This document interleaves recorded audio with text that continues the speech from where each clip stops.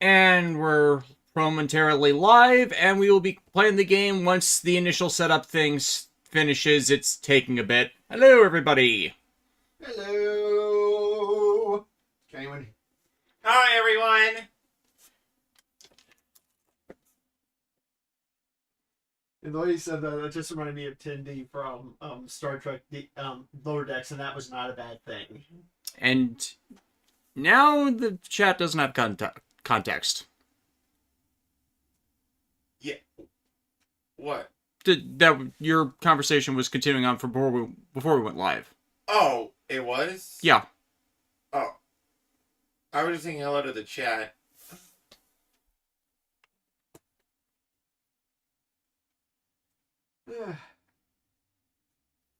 Yeah, you thought that new games had long install processes?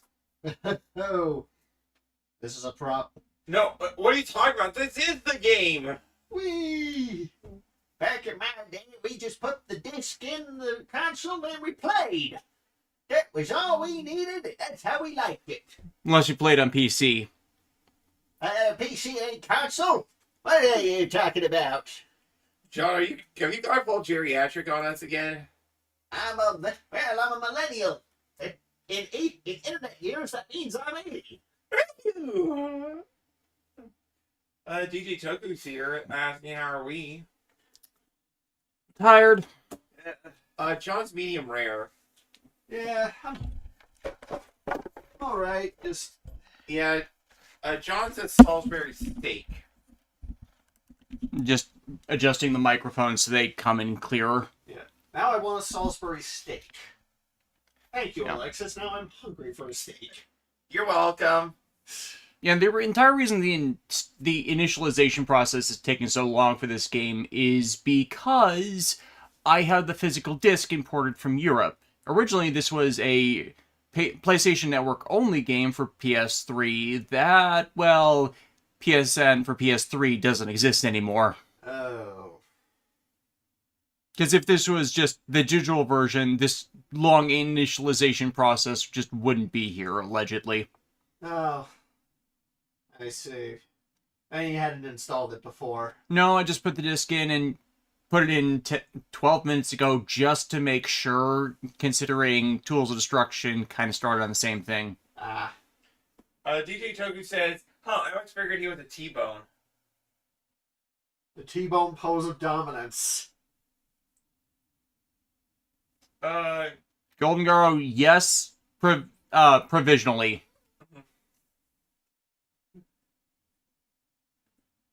For me, I'm a cheese pizza. I can see it. That fits your character. I may be basic, but I'm loved by everybody, and I'm also saucy as hell. So yeah, Pokemon news. The Fluffy Doggo, The fluffy doggo! I want him! He's my buddy now! who might be getting a Pompadour. If that's the case, we are going to have a heated discussion on who's getting him and names. I will fight you all. John? Okay, I'm starting up. Oh, wait, came back out, bro. Okay. Yeah, options. Subtitles. Oh, yeah, right, subtitles. Yeah, I remembered subtitles. I was about to say. A quest for booty. And, I mean, since it's a short game anyway, Put it on easy. yeah, it's like, who am I trying to impress here? The ladies, and then it shows like a whole gaggle of girls outside. Oh, it's John! He's playing Quest for Booty! Black Century Gang, hey everyone, how's everyone enjoying the fact that February is the month of comebacks for certain things you may like in media? I mean, if you like Scrubs, yeah. I mean, it beats us not getting them as Blue Beetle and Booster Gold in Legends. Yeah.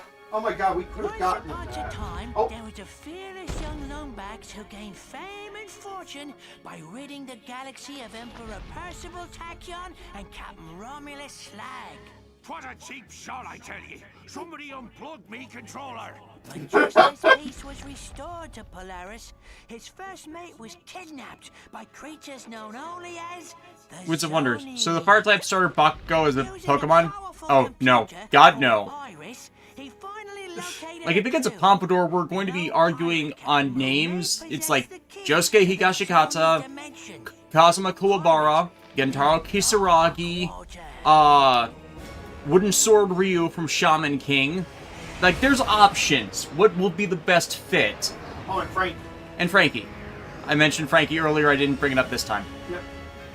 And then, Brassbird, he has the Mishima eyebrows. I am going to be so tempted. Now, if the water starter turns into a Komodo dragon or of some kind, that would be sick. Because water poison, for starters, is underrepresented. Unwanted visitors have a Like, bad granted, we have appearing the here. tentacle line for that normally. But I think a water poison Komodo dragon would make a lot of sense, since those things will hunt you down. Yeah. You too, Rusty Pete. You may not have me body, but you'll always have me heart. Golden Girl, that's borderline. Remove it. The crew hates me, Captain. They don't hate you, Pete. They just don't understand ye. Why, you're my top first mate, you are. Go. I'm not looking for any trouble. Wait! We're just here to find a pirate. Captain Engstrom Darkwater? Darkwater. You hear that, lads? This mangy stowaway seeks the ear of a dead man. I mean, he's not a stowaway, he just came on board. For introduction.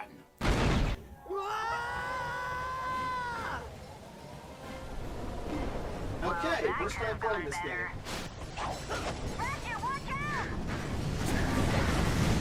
Yeah, if I remember correctly, we end up in a Metroid situation. Like, check what weapons you have. Oh, yeah. Yeah. Yeah, launcher, shock ravager, predator launcher. All three level 3s. No. Yeah, it's a short game, and you start out in a Metroid situation where you get access to weapons and then lose them and have to find them again. Of course. DJ Toku, so anyone know what the Gen 10 region is based on? Philippines or Indonesia, basically Southeast Asia. Just something that would be good. It's nice to get representation.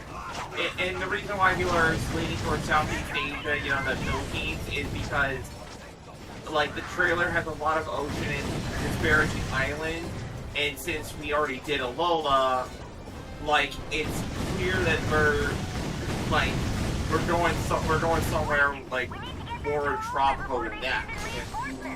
And I don't think it's quite New Zealandish. No, New Zealand would be something specific, you know? Mm-hmm. And honestly, I would love it if they had a mechanic where, like, you could, like, surf between, like, different islands and stuff and get wildly different experiences and stuff. You know? All we know is IGN is going to rate it a 2 out of 10. There's so much water!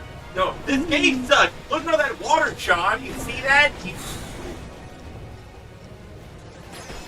Black Sager King, first DOA and Dot Hack get revived. Now Ava may be getting another series. Now, if only we can get Jack and Daxter reboot made by Insomniac. See, I would find it so hilarious if they continue doing Evangelion projects, and they just for some reason decide to animate the novel series Evangelion Anima, because that series gets weird. Like, and here's the thing. The new Evangelion series is being done by Yoko Taro from the Nier Automata fame. So, whatever comes as a result of this, it'll be weird and people will discuss it into oblivion. Like, it doesn't matter if it'll be good or bad. It'll just be something people will discuss for ages.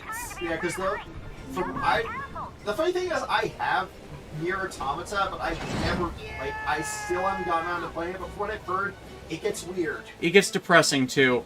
Yeah. Like, the story changes depending on which lap in the game you're on. Yeah, it's like, nobody says Nier Automata is a bad game, it's just, it is unlike anything you probably played before. Also a bit depressing, but... Yeah, I mean... Turret! All clear! Hop on that turret! DJ Toku, is Anima the one where Shinji has a gun? Anima is the one where multiple rays are active at the same time, and Asuka fuses with her Ava to become a giant woman. Cat girl. Really?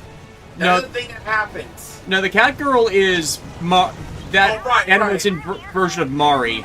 Right, but yeah, Asuka becomes a giant woman, and it's like, huh, is this the writer's barely disguised fetish? Also, it's the one where Asuka and Shinji get therapy, so actual positive ending for them, Oh, that's nice. for the most part. Yeah, I mean, they're still in the situation they are in. Yeah. Yeah. Oh, and DJ Toku also said, I'm still waiting when we get Pokemon Australia. Yeah, but for as weird as anime is, and for as positive it is with the characters, like, I'm not sure I can consider the translation of it the best, or if that's just the way it was written, in that it feels like there are holes in it. Which an animated version would actually be better capable of filling in. At least, like, with Yoko Taro doing an Evangelion series, it's not tied to the neuroses of Anno in its development. Like, I'm not saying that in a bad sense, but there are times where the creator clearly shone through the work Yeah, that... into it being more self-destructive and, like, unintentionally nihilistic than it could have been. Like, you know, making the characters worse or devolve over time, just breaking the chances at character development that helps fix or mediate their issues.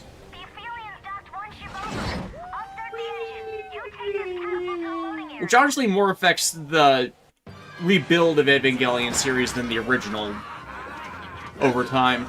Okay, that is a hell of a game, like calling it from one launcher to another cannon. Alright, lads. To the Stones Cast Tomorrow Caverns. Queen Natalie, does Eva Anima get good weird or bad weird? The larger structure of the plot focuses on an antagonist called Amoros the Lesser, who is trying to steal the mass of the Earth to the Moon, and it partially succeeds before the Evangelion team kick it out of orbit. Basically reiterating on the two conflicting life seeds plot, and actually getting rid of Amoros and the remnants of Adam ends up being a good thing, even though the planet has shrunk. Which they don't really get into, like, issues of gravity or stability of life in the planet on that kind of stuff. I don't think they were really considering that. The Lombax discovered the little-known pirate party foul 21-13, which states, never interrupt a band of grogged-up space pirates simply because you lost your robotic mate and seek the assistance of a dead captain. Skip to the part That about is the very curse. specific. Whoa! Spoiler alert! We haven't even gotten to Hildefar Island. Oh, alright. Granale, as much as I love Yoko Taro, he unfortunately does fall into the trap of continuity lockout. Ratchet? Yeah, that can happen, but that's like, that as much shows that you can't really do sequels with his stuff. Clank? Clank, is that you? Clank! Which, hey, popular one-shots are their own good thing. Are you okay? You swallowed a lot of water. It also makes it so that you can't really, like, repeat yourself or get derivative. Come on. Okay, you can get derivative in just rebooting yourself over and over again, but, you know, like, it's not as deliberate. Oh wait, we don't have Clank. Oh no, John has to do precision platforming. No! You know what we need? Rocket boots. Oh, if only I... Oh, screw you, Lee. You have a No one jetpack. carry one of us. Do your grab boots still work?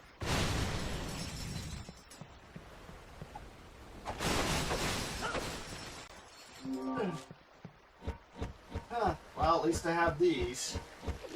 Black Centric King. Someone made a joke about what the next Eva series could be about, the timeline where Shinji left to get his happy ending while we focus on the characters that remain.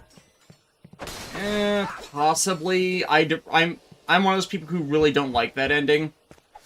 Because it feels like Shinji is actively running away to get that. You ever wonder why Sony makes architecture like this? Clank, are you out there? Hey, it is weird. I mean, if this is a pirate's base, it kind of makes sense to, He like, set this make here for a things reason. There has inaccessible. to be some kind of I mean, if it's a connection. pipe, then yeah, it's like, because we see the vents there, so I guess that kind of makes sense, but... And then, like, maintenance shafts, where they're supposed to be inaccessible to normal personnel. We are technically a plumber. Whoa, whoa! You need to shut your mouth right there because you said shaft. Damn right. Swing your partner, Josie Doe. Get over the cabin to and fro. Teacup, that's the next game, Des. I think they're referring to my Rocket Boots comment, but still. I mean, it's just obvious. Hey, maybe you can use your wrench's kinetic tether. We have that now? We have that. Like, what? Think you can handle this one?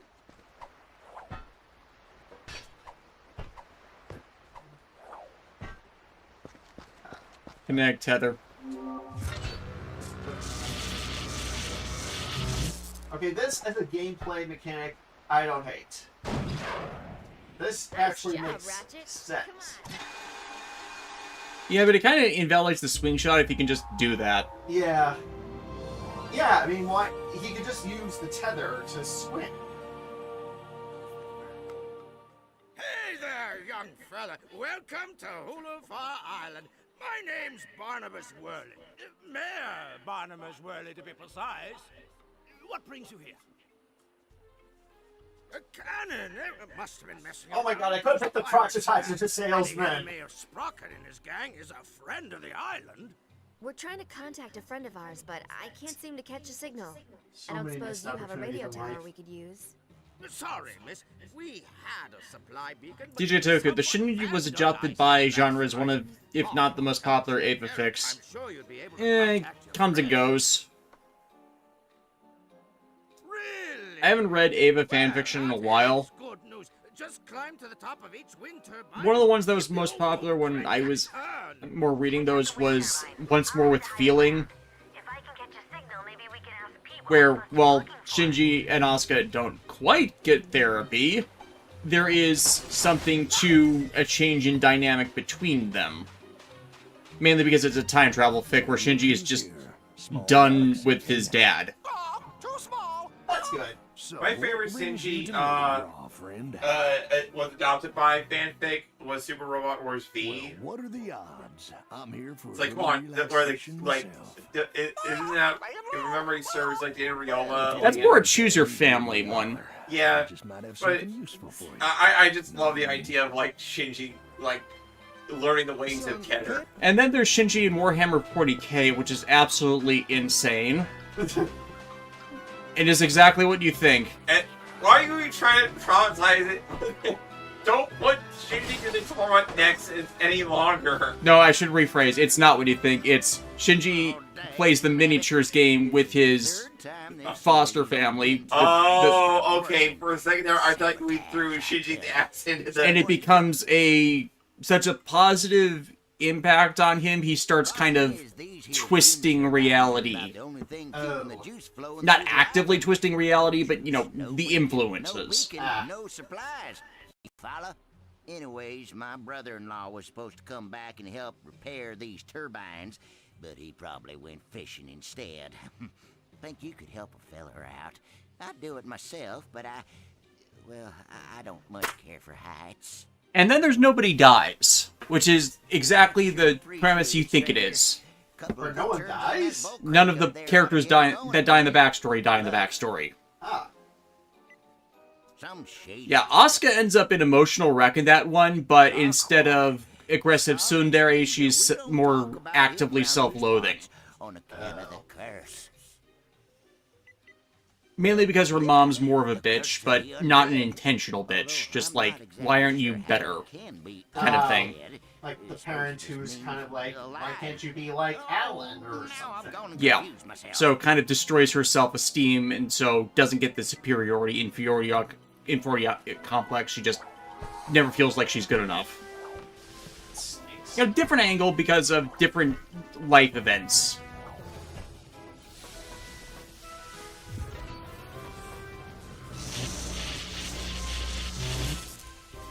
But hey, Gendo's not an asshole in that one, so that resolves, like, 90% of the active character problems.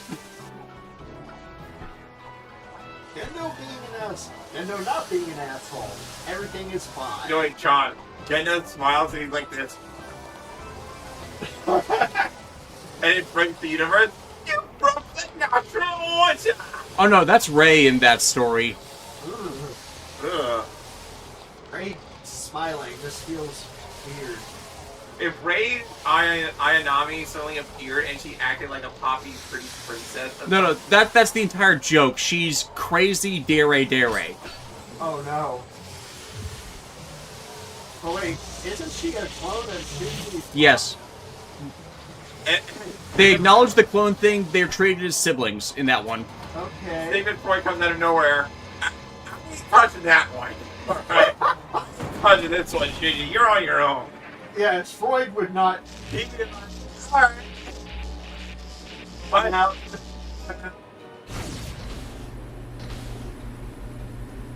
Okay, I shouldn't describe dere dere. It's more manic pixie dream girl. oh god, no. Which is an even weirder Ray, which is the entire point.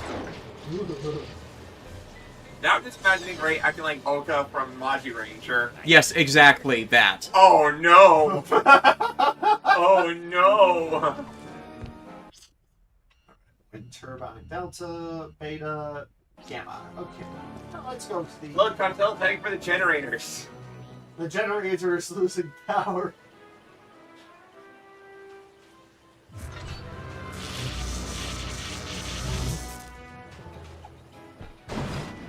Whee! Mild amusement. Speaking of Asuka, the video I've been hearing about, both versions were talking about how the original version was screwed over. It makes me give me more reason to look at character writing now. Yeah, I feel like no, genuinely, the rebuild of the Evangelion version is worse because there's a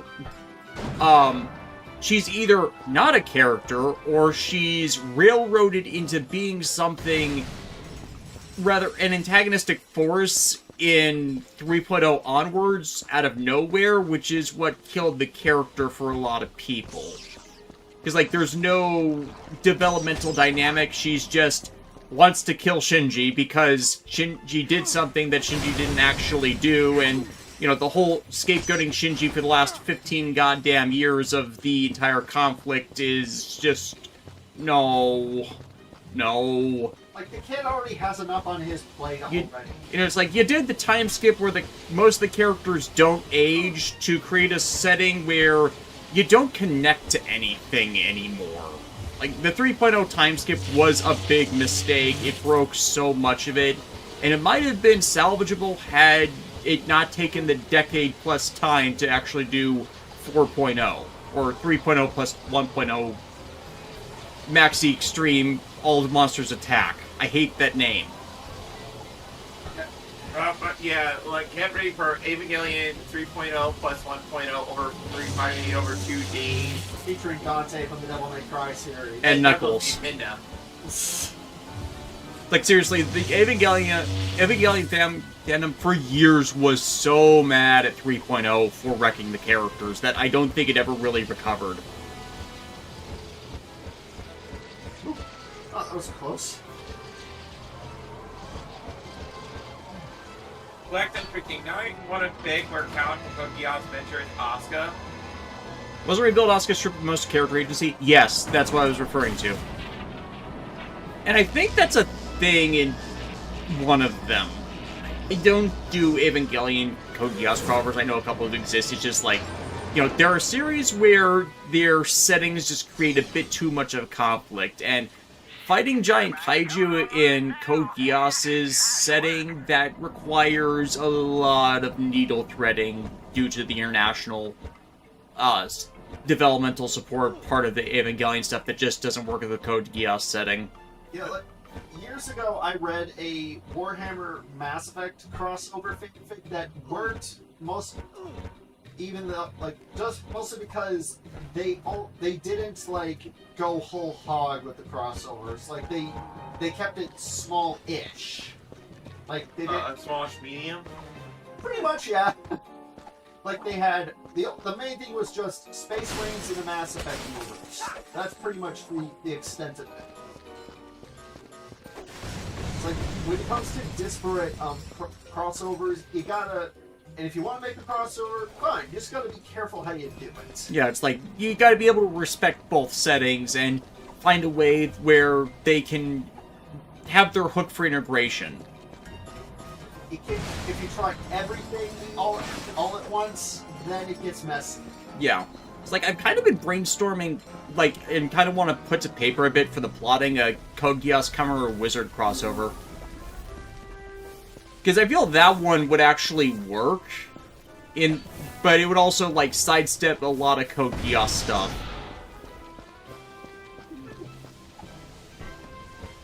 So I would have, like... Now I'm just imagining a Nightmare Frame based off of Wizard.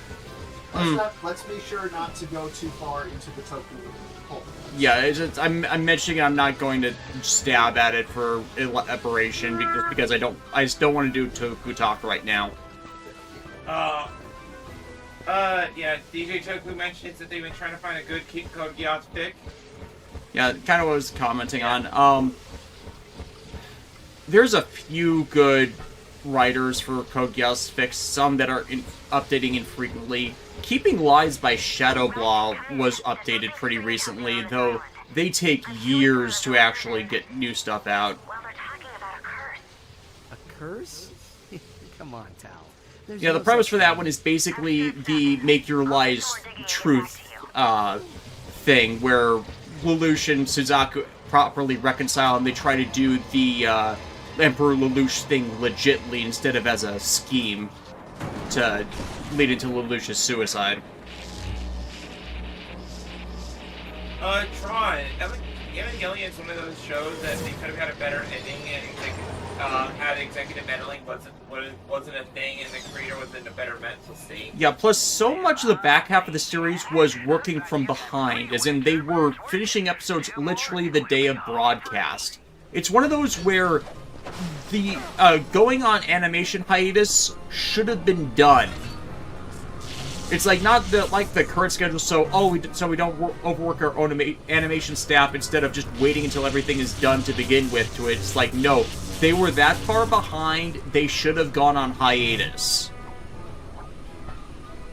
Yeah, creator burnout is real, folks. It's not.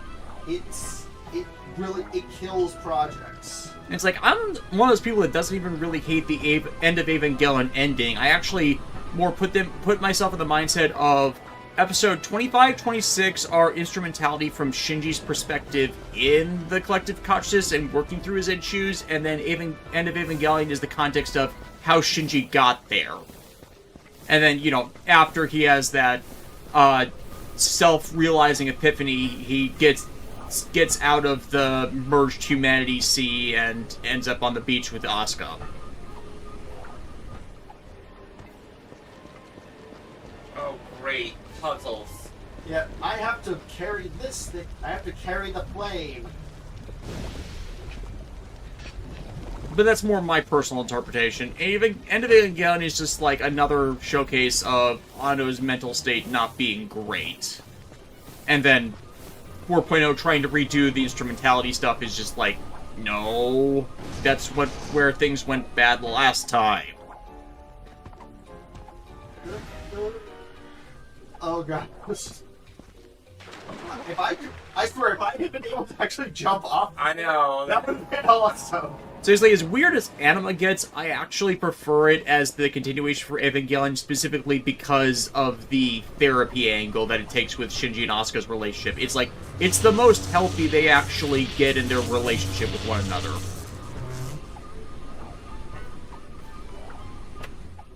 It's why I actually wouldn't like a new Evangelion series that kind of just throws Shinji out of the plot, because that still needs a proper form of resolution.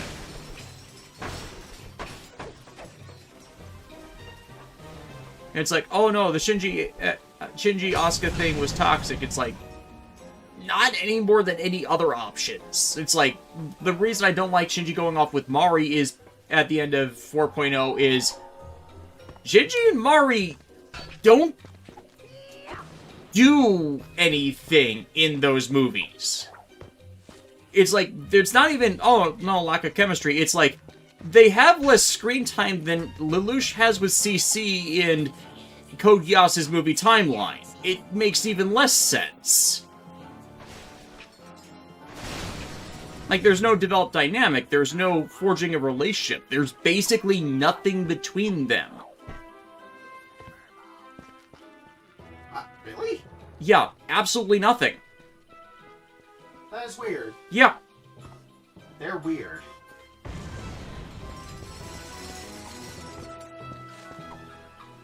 Alright, now... Hell, through the first two movies, they're playing up the Shinji Rei thing, and everyone was calling that out. It's like, but she's genetically his sister, and no one was on board that.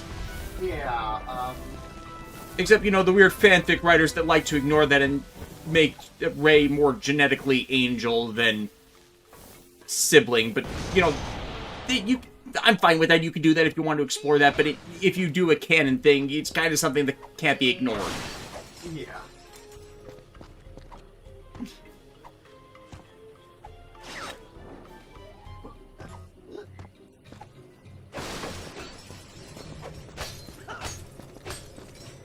Okay. How the heck do I get there? What was the point of me coming over here? Hidden boxes. Oh. No! Darn!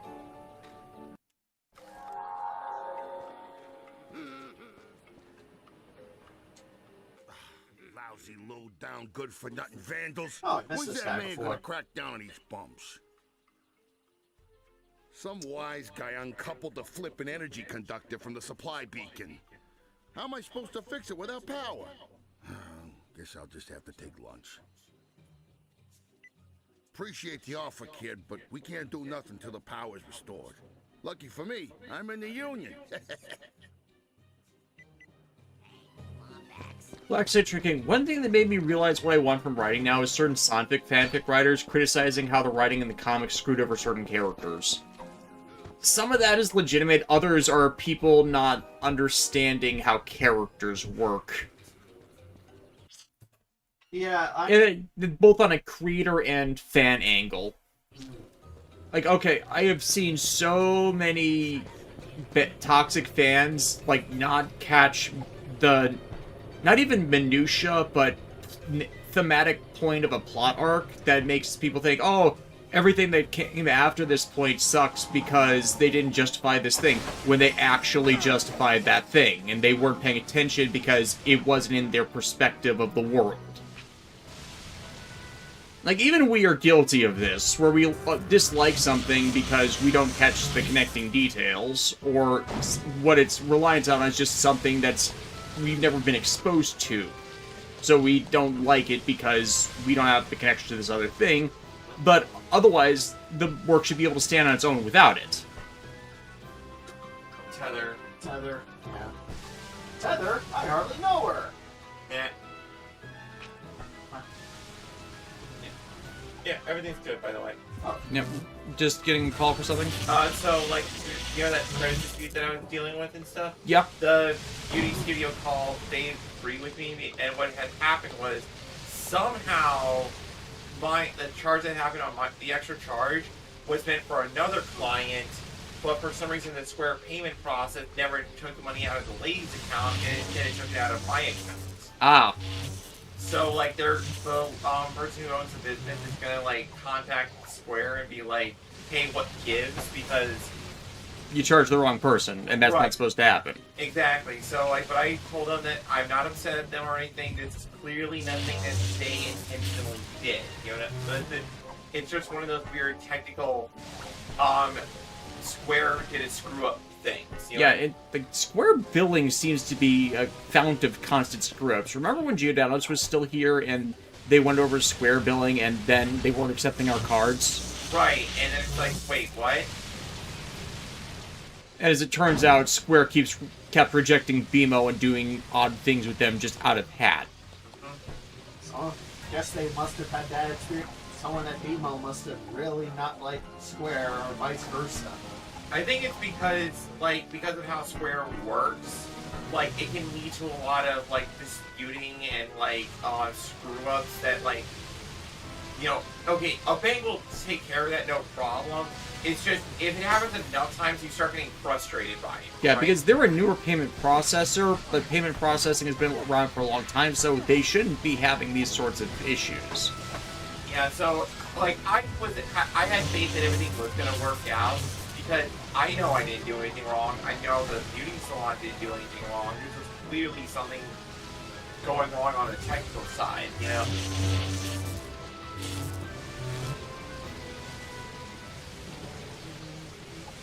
Let's see. You like puzzles? Popsicles! Alright, do this. Don't I won't, I promise. you say that, and yet you already did it. Like, what? I won't again. There we go. So, would you say you're a fan of these puzzles? Well, they're not as bad as some puzzles I've seen that Insomniac has done in the past. Ones that Ratchet is repairing the generator. The generators are getting power.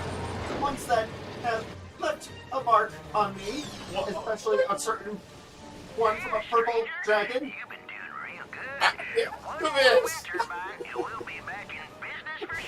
I am so glad. Hey, John. Are you having trouble with the trolley? I actually You having trouble with the trolley, John?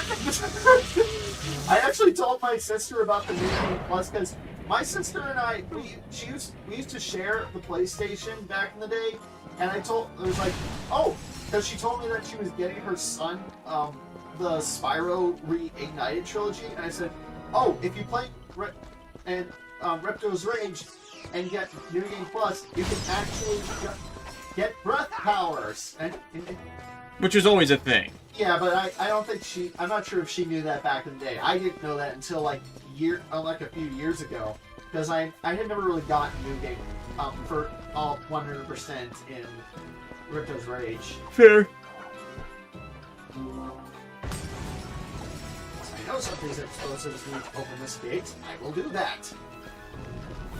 Darn subtitles.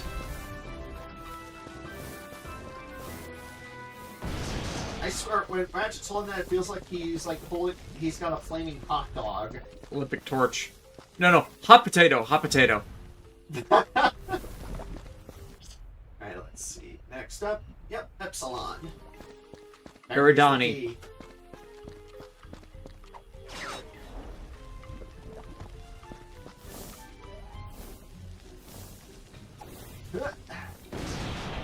Booyah!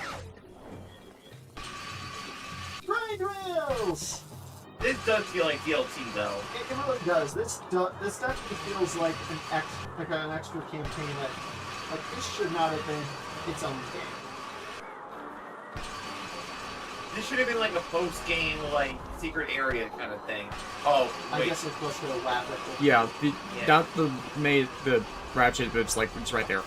There we go. Yeah. Blackstone Tree, as much as I respect Ian Flynn wanting to make more female villains, how he did it was weird. Like, had the Riju clan leave the Iron Dominion to join Eggman in the Archie comics. Well, Evan Stanley's been pretty open about the creative process for the Sonic comics, and it's like, it takes about 5 laps through IDW and Sega for anything the Sonic development team, or the Sonic comic team is doing to get approved, simply because of Ken Pender's bullshit in the past. So it's like, if you think anything there is a bad decision or something you disagree with, you just gotta remember, like, it went through 5 groups of people to approve it before anything happened. So it's like, 5 different groups of people had to ask themselves, is this a good idea? Or is this consistent with Sonic lore? Or is this something we'll allow them to do before it finally got to print? Or not even to print, to be written out and then sent through that entire process again. That sounds annoying. It apparently is, but it explains a lot about the current quality of the IDW comics. I like the IDW comics. I don't usually pay a lot of attention to Sonic forums and stuff. Yeah, so it's like, if you guys have issues with anything Sonic-related post-Ken Penders lawsuits, just know that they had to get a lot of approval to get to those points. And it's all Ken Penders' fault. Yeah, so just like, no one person is responsible for that.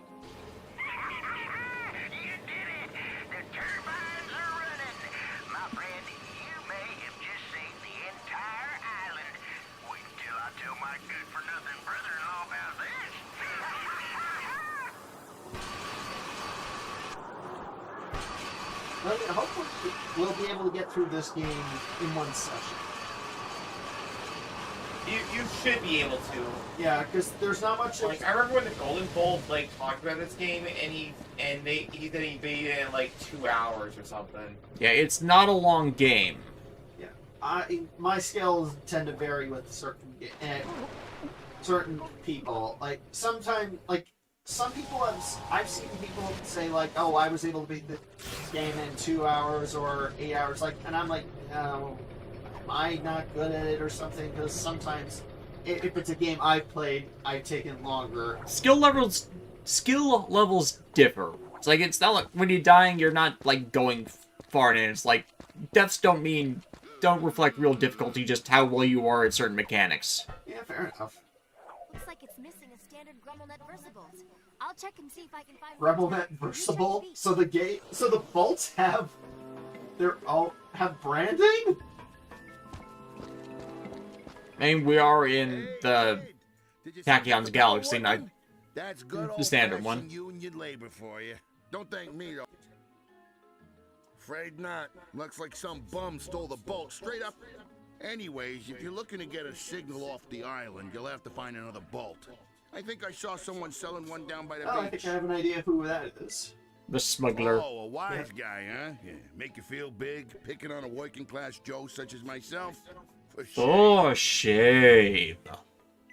Zony, huh? Come to think of it, all Angstrom used to jabber on about him. Said they were the watchers of the universe, or some such gobbledygook.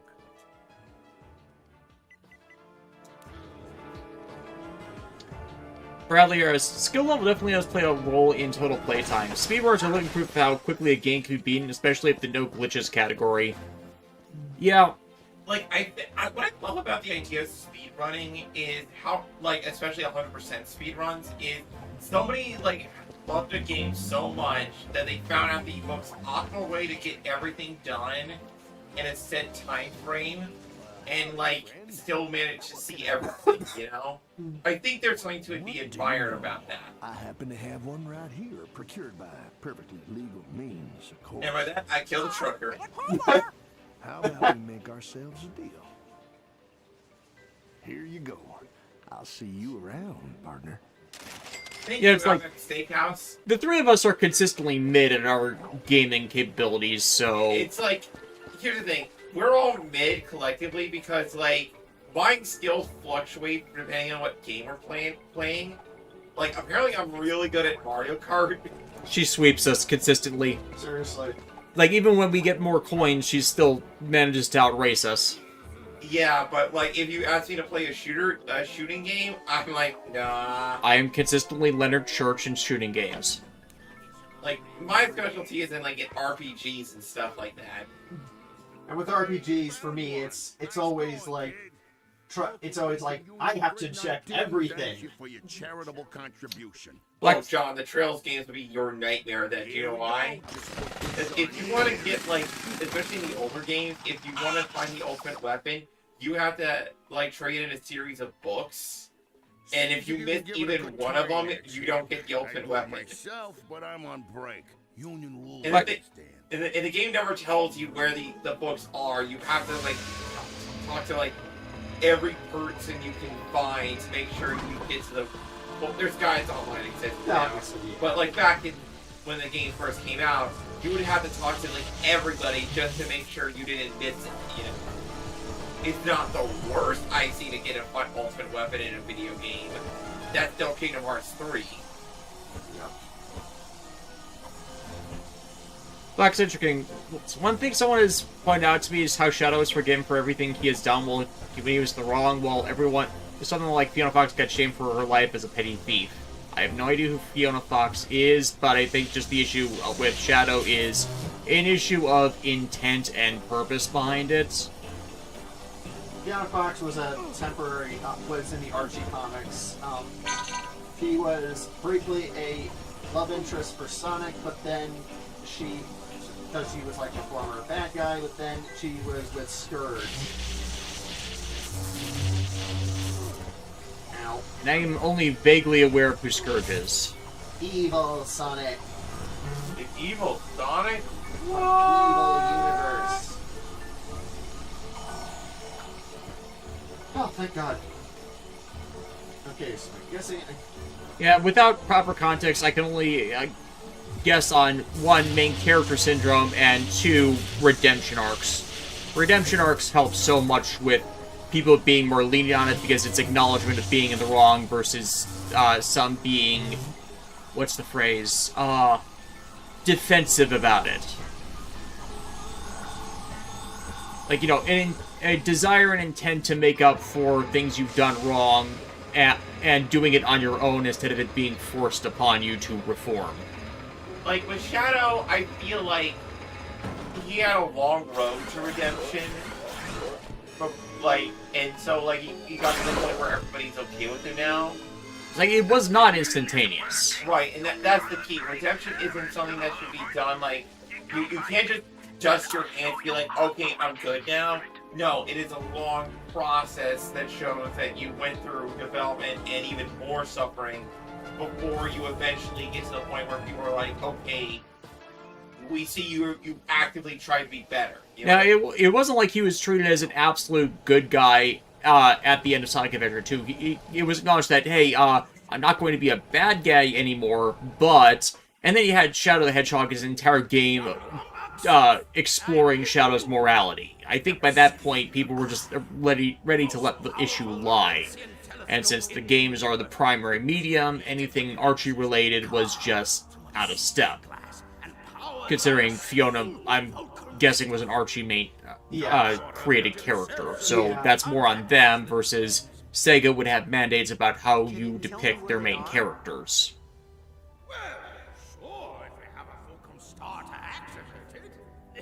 I took the liberty of borrowing this from our archives.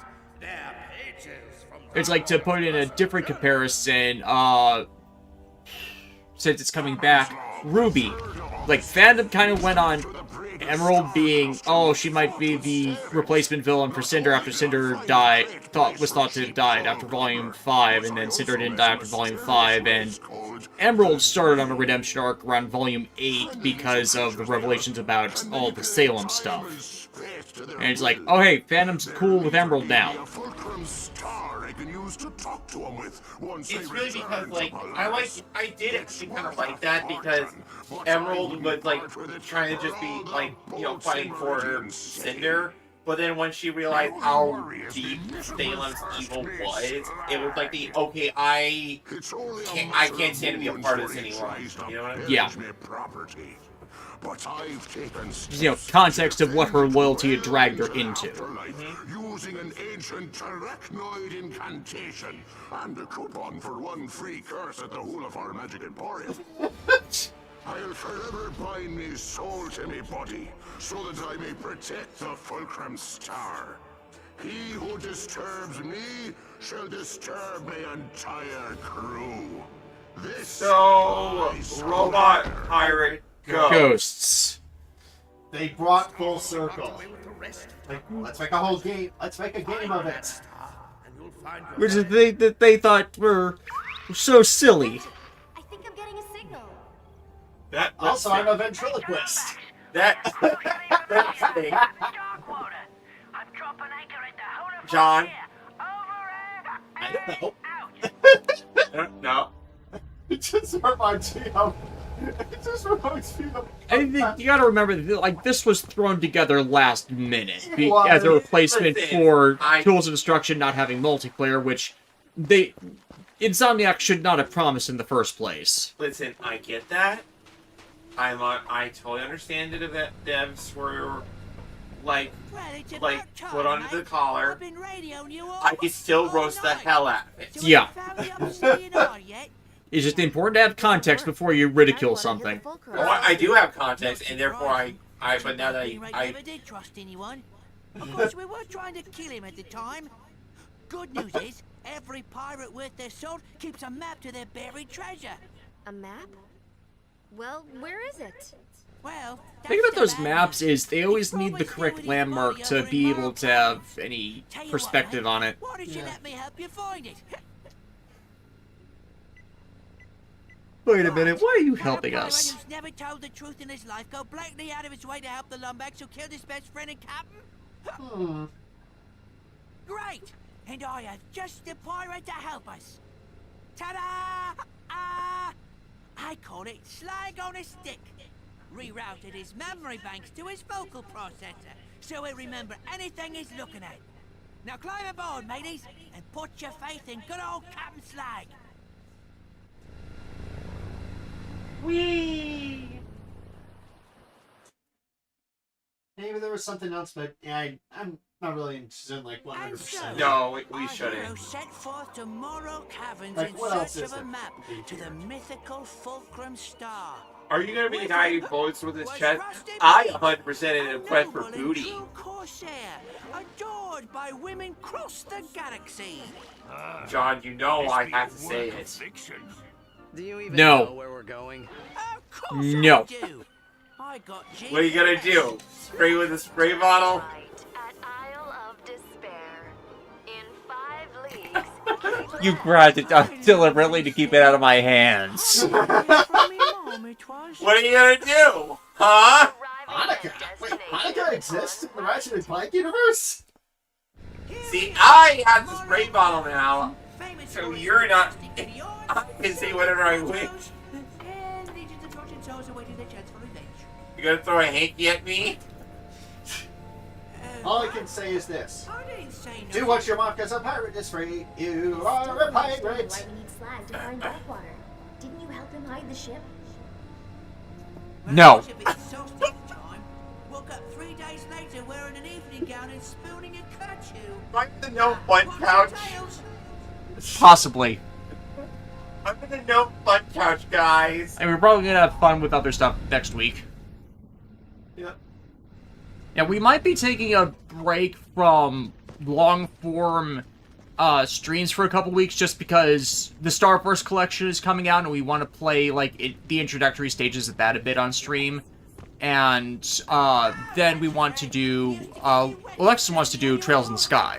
Yeah. And we don't want to commit to that when it would be interrupted by a few different things. Yeah, and plus, like, after a long stream session with Ratchet and Clank, I think doing some like nice one-off bits would be nice.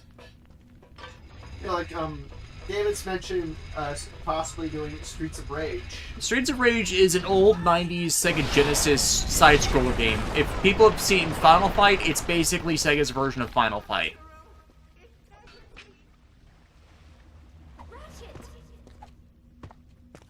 Ratchet, I'll try to find a way out of here.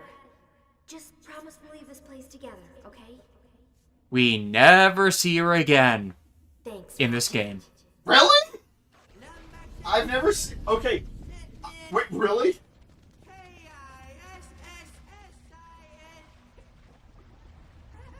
Really? I'm pretty sure. Wow. What if the real Talons were the friends we made along the way? I thought Talon was one of the friends we made along the way. What if the real friends we made along the way were the Johns we made? Okay, that just doesn't make any sense. What are you talking about, John? You're a clone. It's like that scene from Evangelion with the Ray Ayanami, except And that iteration apparently costs Insomniac legal fees because the Teapot song is trademarked. Really? Yeah. Which is in that category of, are you kidding me? That's trademarked? And not public domain, yeah. Same with Happy Birthday. Oh, Disney? I don't think it was Disney specifically. I know Disney apparently had copyright on Happy Birthday. Black Century King said Sega needs to remake Streets of Rage. Also, we last see Talon in Into the Nexus. Which is why I specified in this game. Fair enough. Keyword being I'll in try this to find a game. way out of here. Okay. I just Thanks, Ratchet. wait a minute. How could you? Black Century King, Sega needs to remake Streets of Rage. Yeah, they did, actually. Technically, they made Streets of Rage 4, and re-released all Streets of Rage in a Genesis collection, which I have purchased. But it's like, it's not like, I think the only reason people really care about Final Fight now, no offense to Capcom fans and Final Fight fans, it's like, because of their connection and integration into the Street Fighter games.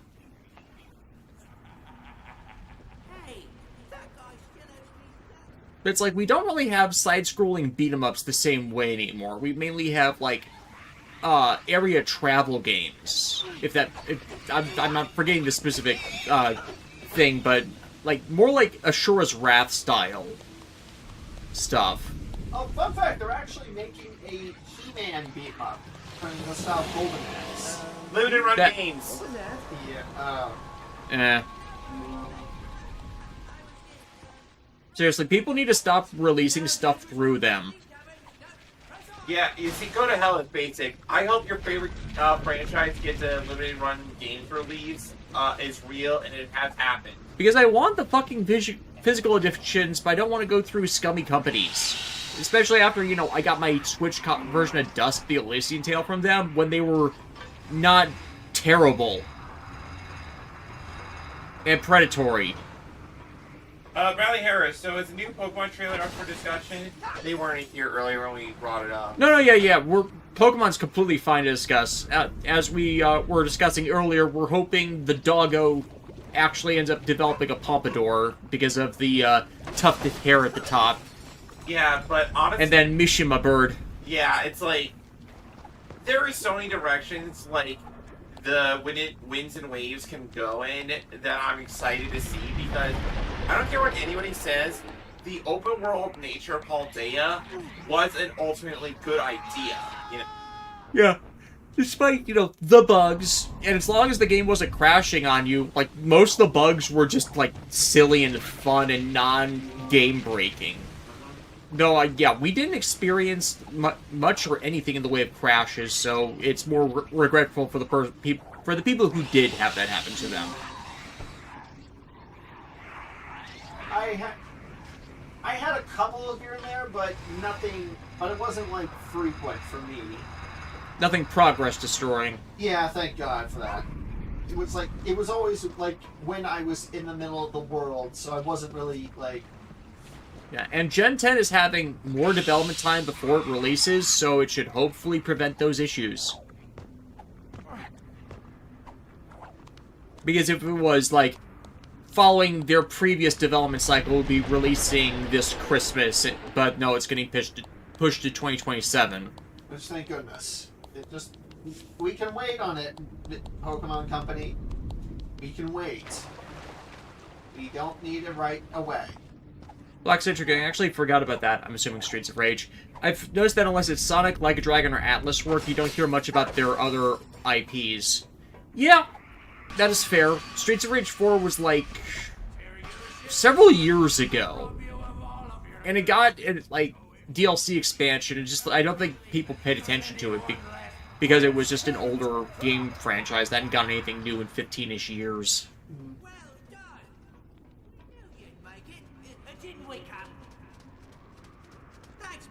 So this is an escort mission, essentially. Yeah. Butterscotch snickerdoodles. Butterscotch Snickerdoodles? You're a butterscotch snickerdoodle. Dog water ship should be real close. Oh, that's rude, Alexis. This is supposed to be a happy streak. Jonathan expired Thin Mint. Brothers, I'm hoping Game Freak has learned from the reception of Scarlet and Violet and ZA, which were both positive with asterisks about minor graphical issues and glitches. Which, again, is why they're pushing back Wind and Waves a year.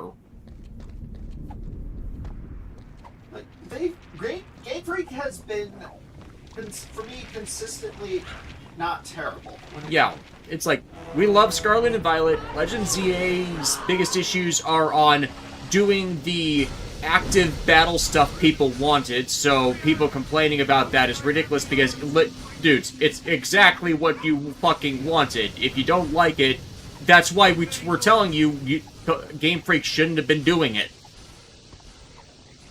Not that they did it badly, it's like, they gave you exactly what you wanted and you hated it. Which is, again, why I don't take a lot of criticism of the Pokemon games seriously, because they legitimately give you what you claim to want. Whoa. There she is, right where we left her. And you're sure Darkwater's holding the map to the Pokemon? Oh, we want a harder Pokemon game. Here it is. Oh, we hate this. Die! DJ Toku, can I be open with something? Some jerks have been trying to gaslight me into hating Kingdom Hearts. And I get later games are not as good, but I'm tired of people saying I can't still like the series. I am the wrong person to judge on that. As I've always stated that I am someone who does not get Kingdom Hearts. I never say it's bad. I am someone who says, this is clearly not for me. Do you mind if I talk about it? Yeah, it's like, DJ Toku, there's nothing wrong with liking Kingdom Hearts 1 or Kingdom Hearts 2, or just, if you like this series, then you like this series. That's perfectly fine. It's like... maybe the lore gels with you. That's completely fine. Yeah, like, I'm not... like, Kingdom Hearts 2 back in the day for me was hype as hell. Like... but there is also a point where later games kind of ruin the earlier ones, or, like, later story beats completely ruin the earlier ones just because of how they were developed, making what happened before not work. So some people have a legitimate perspective on what came later ruin their appreciation of what came earlier. That's totally fine. Then there are people who are still okay with the earlier stuff despite the later stuff. That's also fine. Right, and it's like, if somebody comes up to you and says that Kingdom Hearts was always bad, that is demonstrably false. I'm not gonna... whether it's a piece of pie art or whatever is up for debate, but my definition for a bad game, it's not Kingdom Hearts. Yeah, you know? I will say that the earlier games are sloppy, but earnest and endearing. Right, and honestly, for me, a lot of things that I get high praise for aren't perfect by any metric, but they're so earnest and endearing for what they're trying to go for, that I take that more than anything else, you know what I mean? And it's like, a lot of N64 Rare games have jank, but they're still really enjoyable. Even and especially Donkey Kong 64, and I wish my copy was working. Or how much I like the PS1 Digimon World games, except for Digimon World 1, which sucks. I hate any time Bandai tries to redo it.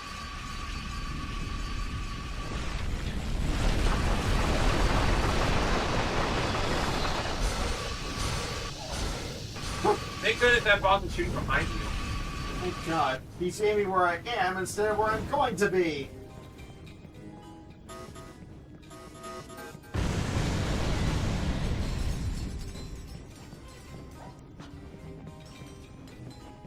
So it's definitely not a case of Kingdom Hearts was always bad, because it wasn't. It just had barriers to entry and enjoyment that might have not been present for others, but were present for some.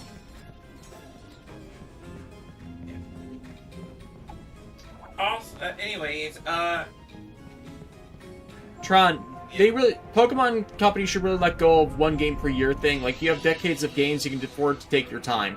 It's just the old model of, you gotta have a release every year, and Game Freak / Pokemon / Nintendo being one of the few that still focus on it. And granted, Game Freak has several different Pokemon teams. They're not, like, all racing across from project to project. No, there's dedicated people on each team. They go through development cycles where they're active and lower, where they get the extra help in one form or another. They're clearly being developed over several years.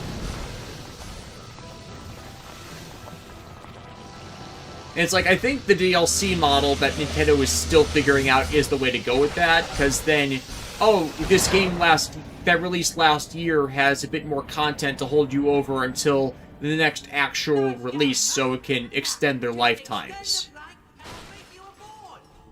Like the fact we got 2 sets of DLC for Paldea that really extended the life of that game. I honestly think that the Mega Dimensions DLC released too early for Legend ZA. I think so too. Especially if they were going to push release of Gen 10 back a year. Right.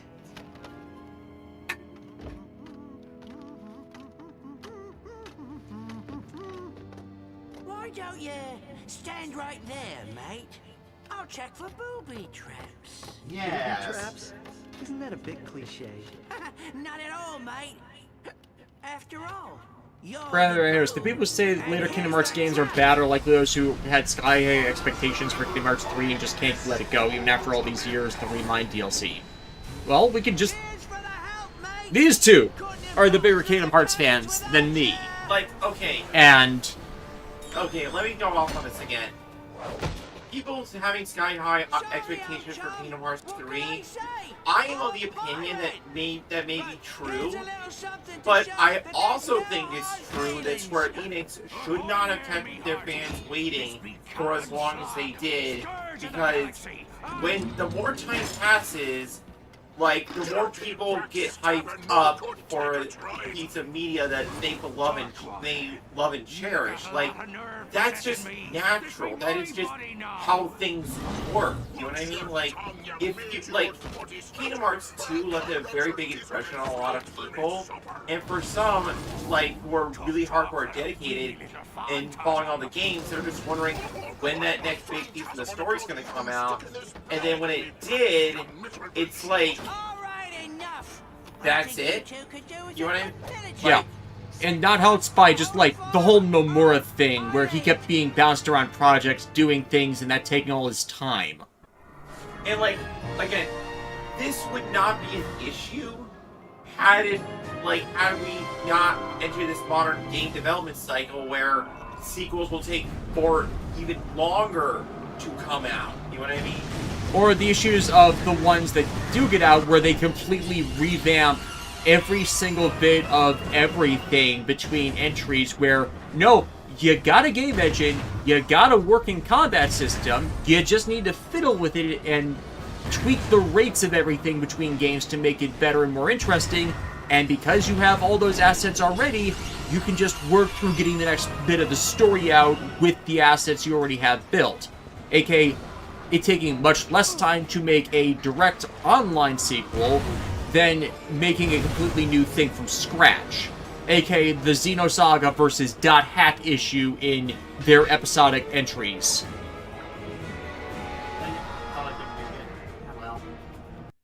It's like... Yeah, you gotta extend that bridge. I thought I was trying to. But yeah, like, I don't think people having high expectations for a long-awaited sequel is unreasonable and stuff. And there is a point where it's going to not be able to meet expectations. When I made the analysis on .hack 0 video a week ago, that was kind of my point, because it's been so long, at most it'll follow up on story elements, but we shouldn't expect, like, the completely same thing all over again. Right. And, like, honestly, for me, with Kingdom Hearts 3, the fact that it had so much potential and then it just decided to be what it was, you know what I mean? I think, like, the killing Sora off, but not really thing at the end to sequel beg for Kingdom Hearts 4 was really the breaking point for a lot of people. Yeah, it's like, had they not done that, had they just, like, concluded the storyline, let everyone be happy, but allude to, hey, we might be doing something else in the future, but if we don't get to it, here's a proper ending for everything, I don't think people would be that harsh towards what it ended up doing. And also the fact that the Remind DLC was basically a series of boss fights that gave better context for the story, but my thing is... That should have been in the main game, not the boss rush thing, but the validations for everything that was included as part of those. There's green smoke everywhere.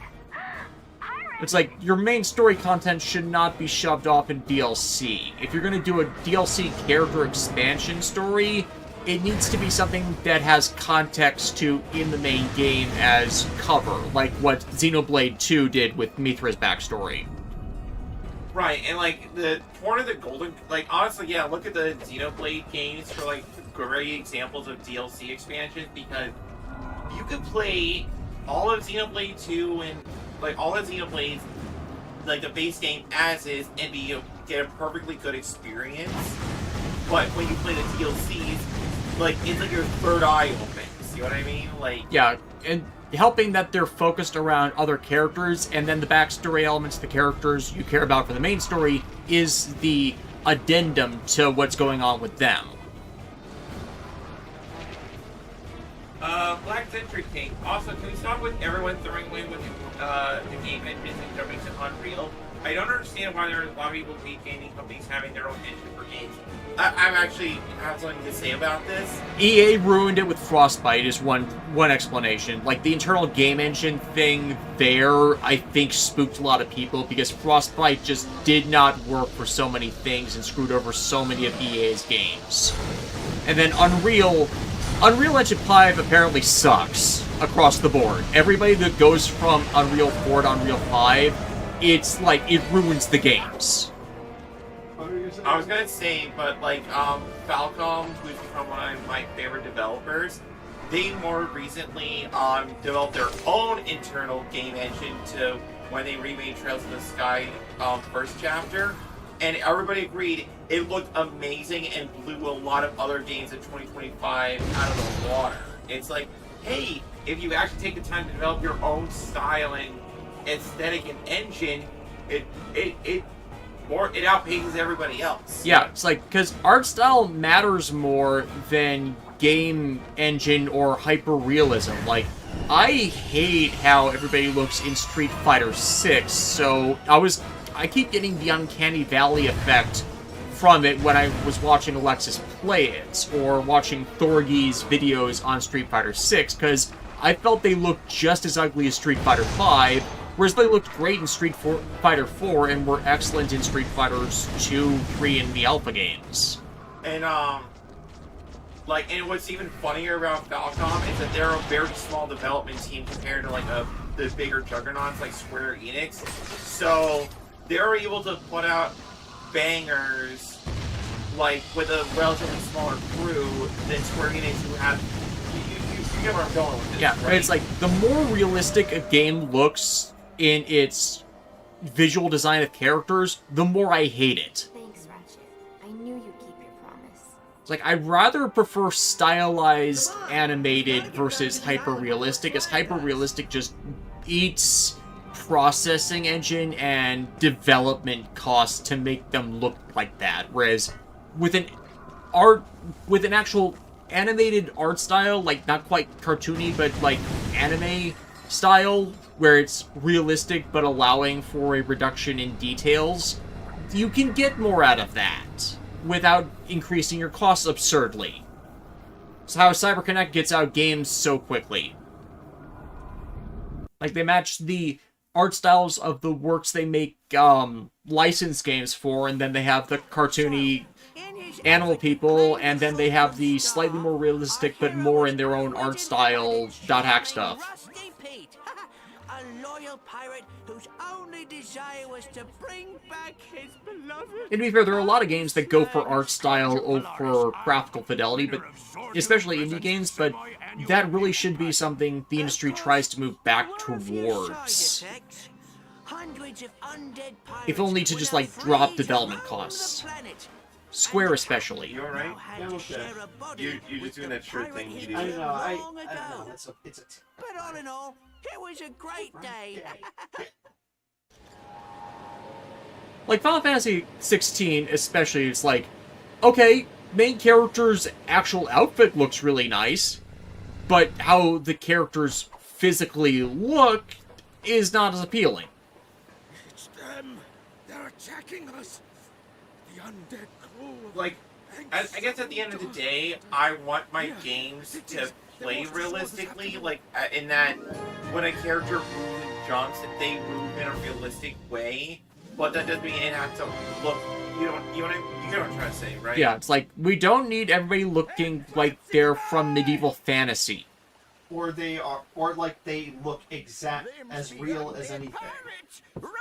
Just be functional and don't make me think, oh god, their heads are huge. Yeah, because the Uncanny Valley just makes it all the worse. Ooh, ghosts.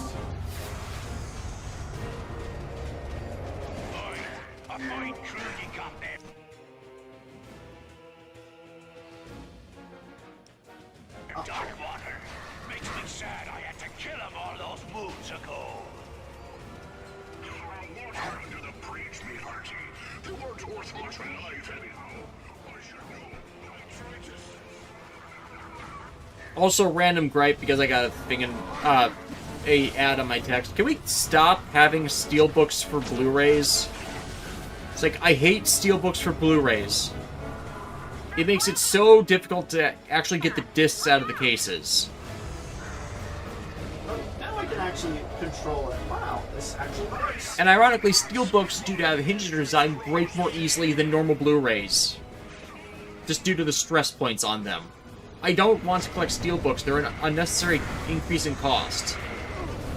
And yet, apparently Crunchyroll is doing that for all first releases for sets now.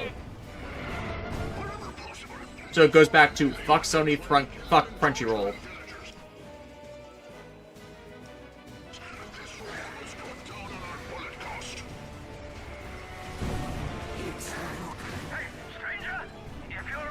Yeah, Oligar, Prophecy, Optimistic about winning waves. And Bradley Harris. Not gonna lie, hearing you guys talk about Pokemon makes me believe I need to reevaluate my feelings with current games. Especially how overworked games can be. Maybe I'll get Legend ZA one of these days. Like, it's not necessary to, like everything. Legend ZA is certainly a time sink. I don't have the general complaints people have, not just because of my awareness of how overworked Game Freak is, but because they keep giving people what they claim to want, and then they're shitted on for it. It's like, they do listen to feedback they get. Some of them they can't do. Some of them Nintendo just doesn't allow them the time to do, or Pokemon Company, or otherwise. And other times, they give them exactly what they want, and then get shit on for it. And it's unfair. Because I legitimately have fewer complaints with Game Freak stuff than I do a lot of other stuff. Because, like, I didn't have issues with anything about ZA's plot, but you guys heard me ripping Time Stranger over the coals for its bullshit.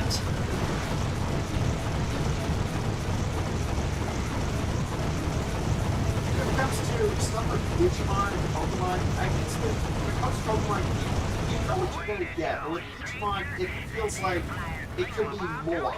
You know what I mean? I think I get what you're saying. It's like you want to feel like you're not really sure what the standard is.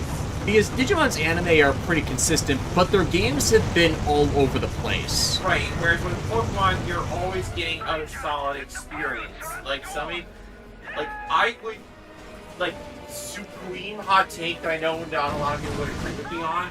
I legitimately think Sword and Shield are probably the best Pokemon games in regards to, the mechanics and, just the day-to-day-ness of it. Like, if you're getting experience candies to level up your Pokemon has never been easier. I mean, I dislike elements of the wild areas. Well, yeah, but, I'm saying, Pokemon, I'm just talking about, the minute shit, you know what I mean? Sword and Scarlet and Violet, sorry. Yeah, that's where I was weird. Yeah, I meant Scarlet and Violet, sorry. But with Scarlet and Violet, the open world I thought was a really nice change of pace. I like the new characters, but just how the gameplay was with raising Pokemon. Oh my god, it's even easier to try out these dudes. You know what I mean? Yeah, and that way you can spend your time on the actual story stuff, you can free play how you want to go through that. Your progression is appropriately locked out, so you have to go through at least one of the routes to get the stuff. And then if you just want to build your stuff for competitive stuff, that's why all that easy leveling stuff is there, because of the competitive scene. It's the appropriate balance between just casual players who just play for the story stuff, and people who are competitors in that stuff, because the competitive market is still a market. Do people are there tournaments for Pokemon games? Yeah. Yeah, they are. They stream them on Pokemon's YouTube channel. And like The card game as well. and honestly, like having the opportunity to play co-op with you guys to like, get stuff. That was so fun. It was amazing. It was the first time Pokemon had ever done something like that. And hey, roll around Paldea with like your buds on these lizard bikes. At least up to 4. We could do double team in a few. Jenny, couldn't we? I don't. Sometimes. Sometimes. But what I'm getting at is there is some legitimately good, great things in Scarlet and Violet, and some people were treating it like it was the devil. Just because of the bugs. And the bugs weren't even that common, or that regular. Or they weren't even the worst thing of the way people were talking about it. You think the bugs broke the game in two, when there are way worse examples. Lightning, Bethesda, Ubisoft, Lightning returned specifically from Square, where the entire game would crash after the entire engine would, or not engine, user interface would shake until you couldn't actually watch anything. It's like, if I'm going to get flipping, it's not the worst. Flipping in and out of things is not the worst thing. If it breaks my system, that is a terrible bug. Or hell, you lost your clothing glitches in so many games with the custom cosmetic system. Or Cyberpunk 2077, which had a terrible launch, had a lot of bugs, and was so crazy that it had a lot that it actually caused consoles to heat up badly. And all the ones from the 360 era, which would by default cause a console to red ring until they were respectively patched, or the ones with actual malware in their software. It's like, in comparison to all of those, oh hey, this windmill is clipping in its turning animation is kind of small potatoes. So yeah, I always felt, in context to all of the actual bad broken glitches, then the minor stuff for a Pokemon game was blown way out of proportion. Come on, partner. What do you say we borrow? DJ Toku, what do you think a Pokemon game based on your part of the U.S. would be like? An entire Pokemon game set in the Midwest would be funny. Ice types. So many ice types. Ice types and Snorlax Ahoy. Like a Snorlax degree made package cap on. Now, I'm not saying that fat people are that the Midwest is full of fat people. But our diets here are very cheesy. No, we have legendary Pokemon in the Great Lakes and stuff. I mean, when you live in a colder climate, you tend to get a bit hardier. Okay, here's an idea. You all know about the wreck of the Edmund Fitzgerald, right? My only hope of finding Clank. What was I'm that? not leaving I don't Vertigo know. without it. You guys live in the Midwest and you don't know the wreck of the Edmund Fitzgerald? I'm vaguely aware of it adjacently. Wasn't it like a ship that crashed and is in one of the lakes?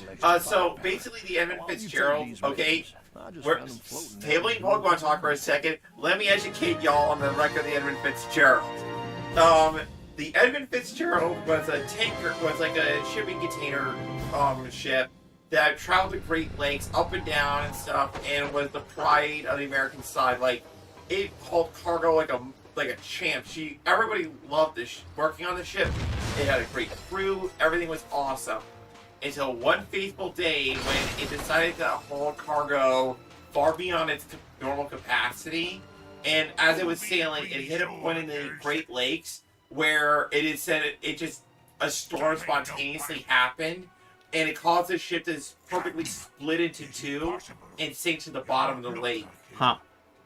Bradley, so the vibe I'm getting is less these games are bad and more Pokemon fans are damn near impossible to please. I think the problem is the Pokemon fans who rampantly complain have never played actual bad games. Either from a story perspective or a gameplay perspective. Or they just expect so much more from a company than they're able to give.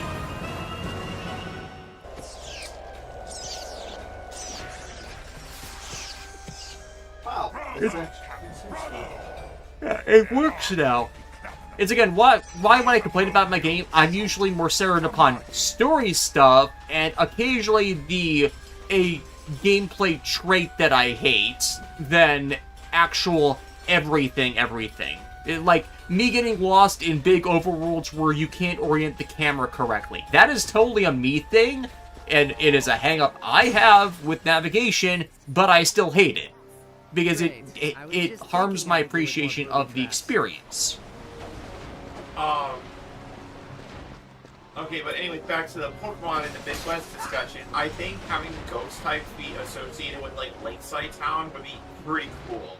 A couple cryptid Pokemon based on the local cryptids would also be a good idea. Yeah. But the thing is, it would be a locked landmass with a lot of lakes. Not just the Great Lake, which would be like a sea in the experience, but we have a lot of small lakes in the region, Wisconsin especially.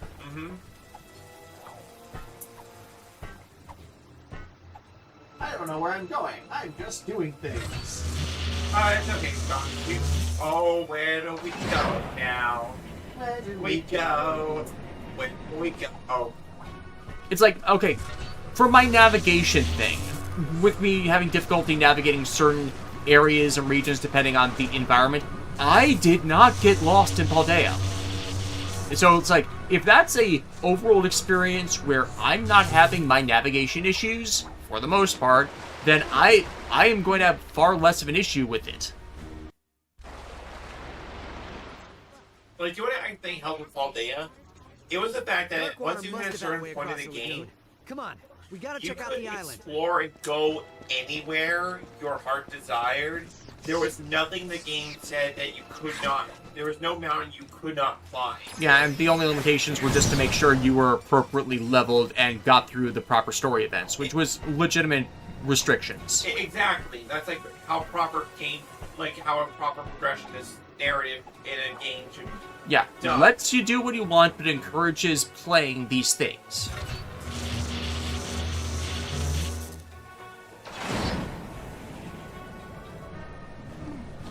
Like, how many times when we were playing Scarlet and Violet did we not advance to the main plot at all because we were having so much fun just circling around? And hunting for rare Pokemon. Yes. Like, taking that sidestep time just to get Ceruledge for everybody. Brothers, now that I think about it, aside from Ori, I don't think we've gotten a landlocked region, so lakes being the main bodies of water in this region would be cool. Mainly because bodies of water make for very good natural boundary points for an experience. So it's like, oh, you can't go too far into the water for various reasons, so you're stuck to this region. Okay. Or you hit a mountain range or something, and you can't progress past that. Like, game design leans into those sort of things. Oh, DJ Toku, what states make up the Midwest anyway, since they're Scottish? Oh, Minnesota, Wisconsin, Illinois, Michigan, I don't think we count Ohio anymore, and Missouri. Let me double check that. I would say Chicago would be an interesting way of doing an Elite Four champion area. Have you even met Angstrom Darkwater? I've seen some rotten imposters, but you breed our let's tell us who they want for that. bulge in your ears. Okay, Illinois, Indiana, Iowa, Kansas, Michigan, Minnesota, Missouri, Nebraska, North Dakota, Ohio, South Dakota, and Wisconsin. Basically, the upper central area of the Americas. It's like anything that doesn't get attached to the Rocky Mountains in the center of the country is basically us. I don't know why they say Midwest instead of North Central. Here be the next.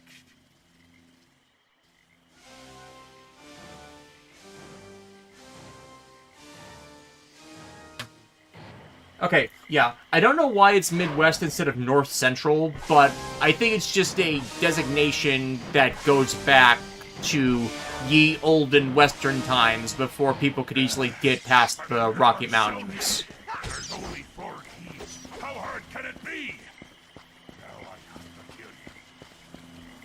Stop poaching you.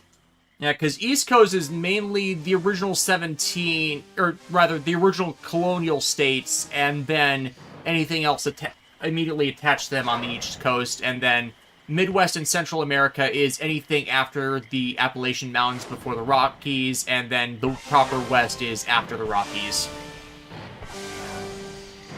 DJ Toku, would a city based on Detroit have car Pokemon? Oh, We did get car Pokemon in Paldea. I would think more poison types and machine types just due to Michigan's old, or rather Detroit's old history as... yeah, there's actually a story you could do with that. Yeah. You know, like having Detroit, like the Detroit Pokemon analog be like the ruins of a once great field, like empire or something. Just like ruins of manufacturing, because the entire reason Detroit was a manufacturing city was because it was right next to Canada, and it was on the Great Lakes, so they could exploit the maritime travel of the Great Lakes to easily transport anything anywhere. Either you'd go straight back to New York, where they have the big canal to the central commerce areas there, or you'd go down the, I'm forgetting the massive river that runs through the center of the country. Mississippi. Yeah, the Mississippi, you could go through the lakes to the Mississippi River, and from there down to, Louisiana, and then again out to the sea. Since you're Scottish DJ Toku, the Mississippi River isn't just like a normal river, like it's not like a hidden body of water, it's a massive interconnected network of Tributaries that merge down into a massive river. It's like anything short of the Rocky Mountains you can get to through the Mississippi River. You're an imposter. I'll show you what we do with the fighters of poaching. Okay. Left, right, center, left, left, right.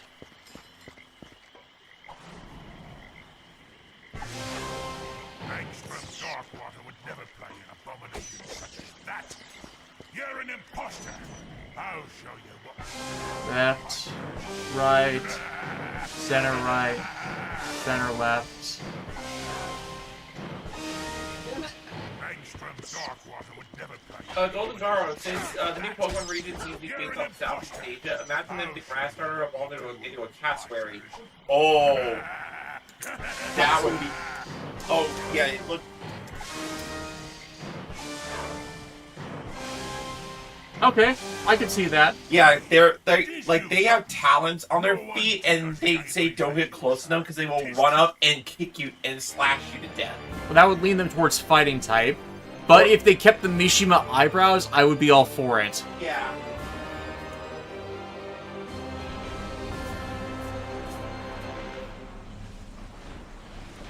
Nice job, Ratchet.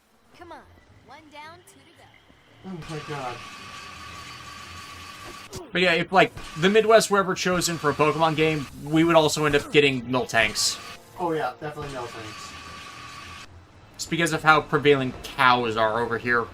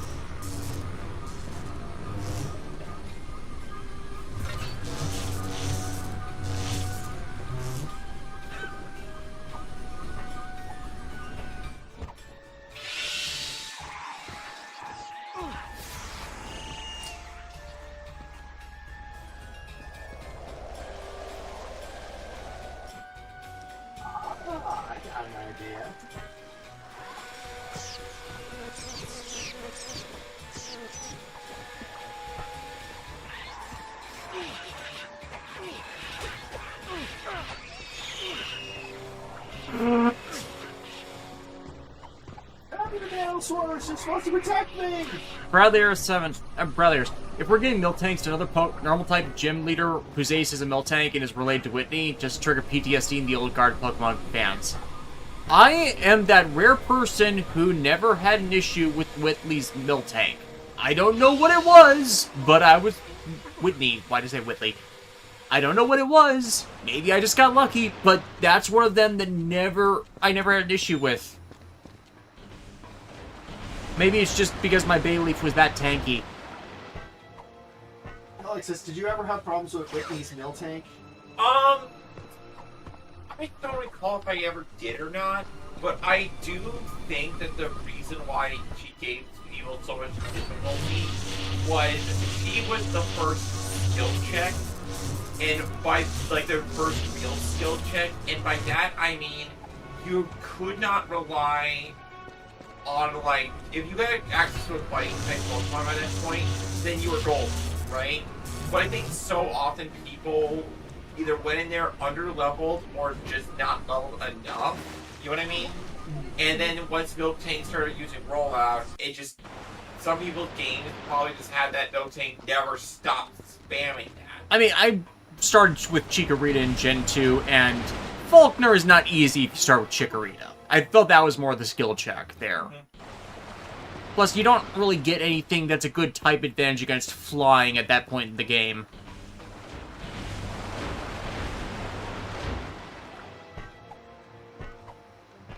Gen 2 specifically, unless you were, like, running... Wait, didn't you go through a camp at some point so you at least had Geodude? But then people really weren't maining Geodudes back then. Really ever. You know, it's the cave Pokemon curse. Oh, okay. I was just curious, and...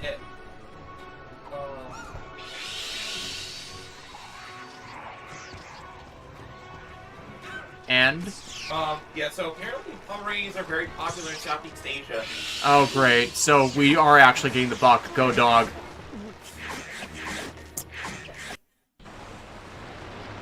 I'm not naming it Katsuki. I mean, to be fair, Pomeranians are fucking adorable. Yes, they are. Bakugo was not, though, and everyone has to not call him a Pom. Izuku was more a Pommy than he was. His hair was so fluffy. Yeah.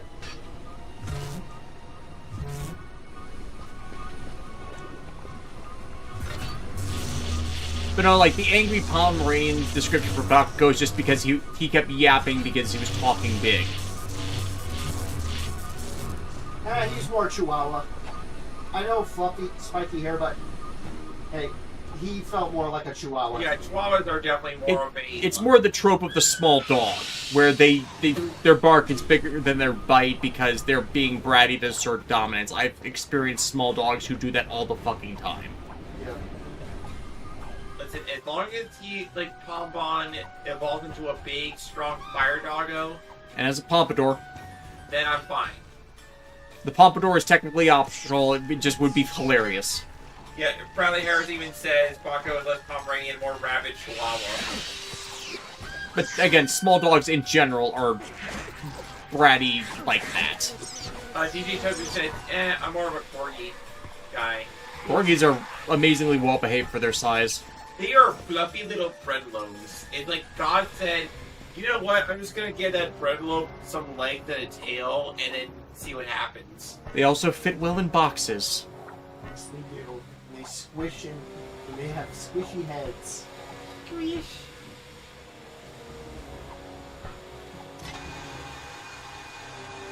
Okay, but yeah, the final evolution the starter's final evolution is a Komodo dragon, a cassowary, and a Pompadour doggo. That would be peak, yeah. Well, we'll see next year. Kind of feel like it's a bit early for them to do big announcements, but again, maybe it'll just be early next year. Yeah, and it was Pokemon's 30th anniversary and today's Pokemon Day, so they had to show off something big, you know? Oh, yeah. Like, can you imagine having an anniversary for your good big franchise and then announcing basically nothing? I say that as I, like, stare into the distance. That has happened several times over. Yeah, it's like, again, Dot Hack Zero, it lined up on their 25th anniversary, not quite Dot Hack Day, but like it's announcement season. A bit of the bubbly.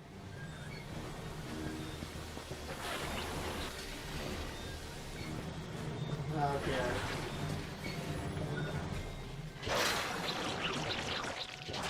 I probably already killed them.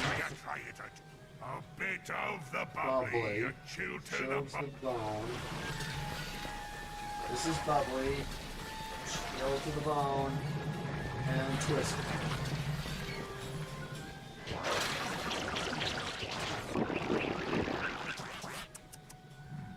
Slightly bitter aftertaste. Proper amount of snows, Trout. A fine point indeed. Well done.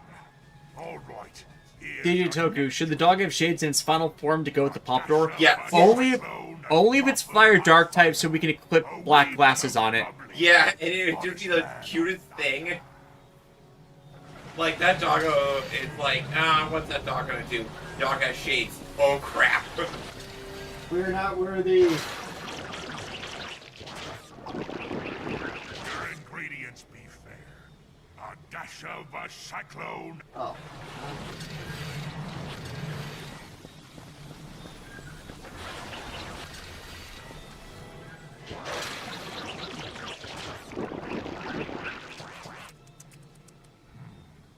Zesty lemon liqueur. Proper brain cell to grog cell ratio. You did it again, sir. Ye may be Darkwater after all. All right, here's your last drink. A pinch of lover's greed, a dash of winter's sorrow. Top it off with golden sun, and bid thee fair good morrow.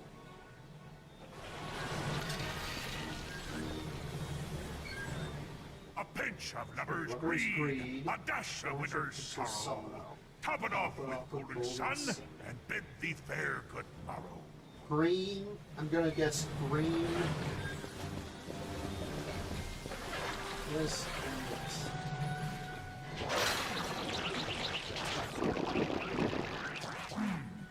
Not bad. A little on the sour side, yet the dash of worm stool makes it blissfully reminiscent of a fine Ew. Chateau Viasante. You did it, sir. Welcome home. Allow me to fetch you the steps.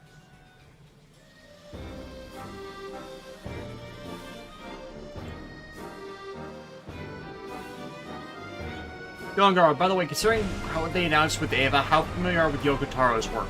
I just double-checked their stuff, and honestly, not the most. The most I know of is their Nier Automata stuff.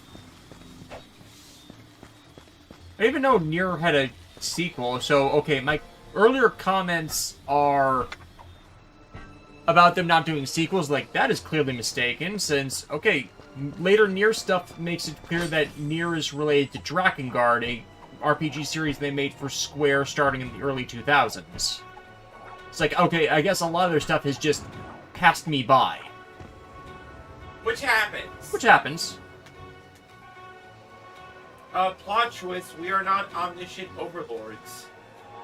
We're not. No, John, I'm sorry. You've been lied to all these years.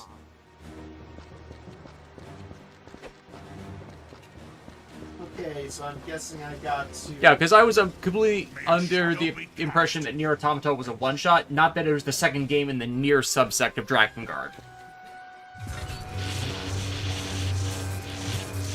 Oh, this is easy. Yeah, this is like. This is piss poor easy.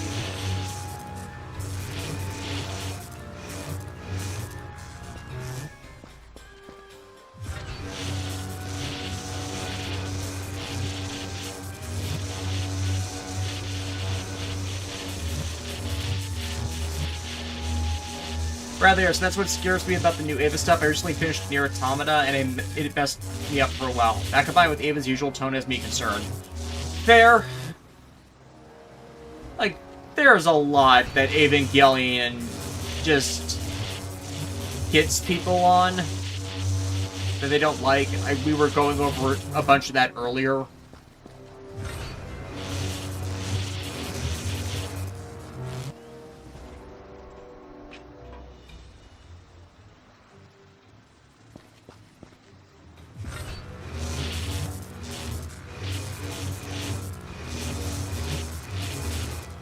Use the force, Ratchet. Ratchet, use the fork. The horse? No. The fork. Use the Forklift.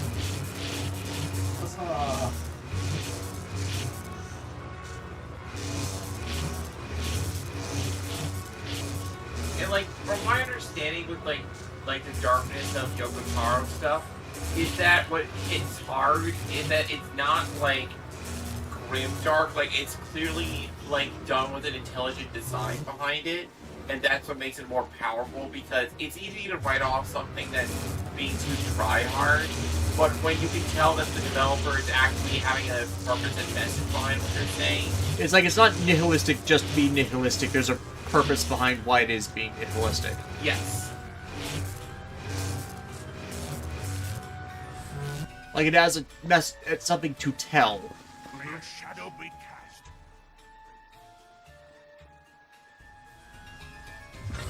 I think, I think The jaw is out of alignment. yeah, the blue means you got it right. Okay.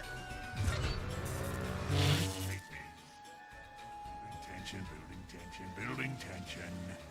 Correct. Yay! Captain Tarkwater, perhaps you'd be so kind as to prove yourself by demonstrating your skill with a blade.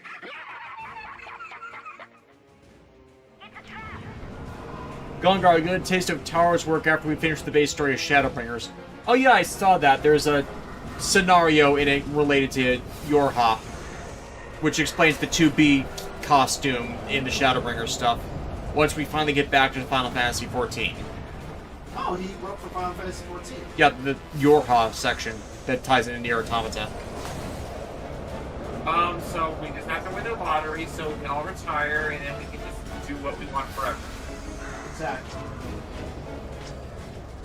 Do what you want as a pirate is free. You are a pirate.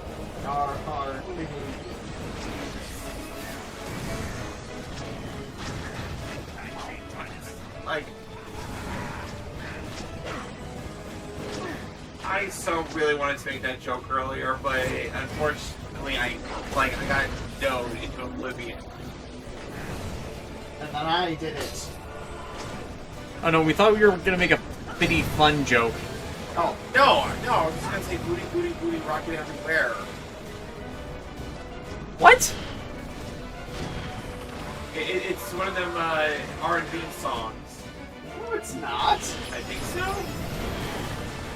Listen, all I know is that I have a spray bottle, and you guys can't stop me from making puns. Fair enough. You're all the way over there, so... I mean, we have other ways of punishing you. Alright, Buster. You wanna go to war?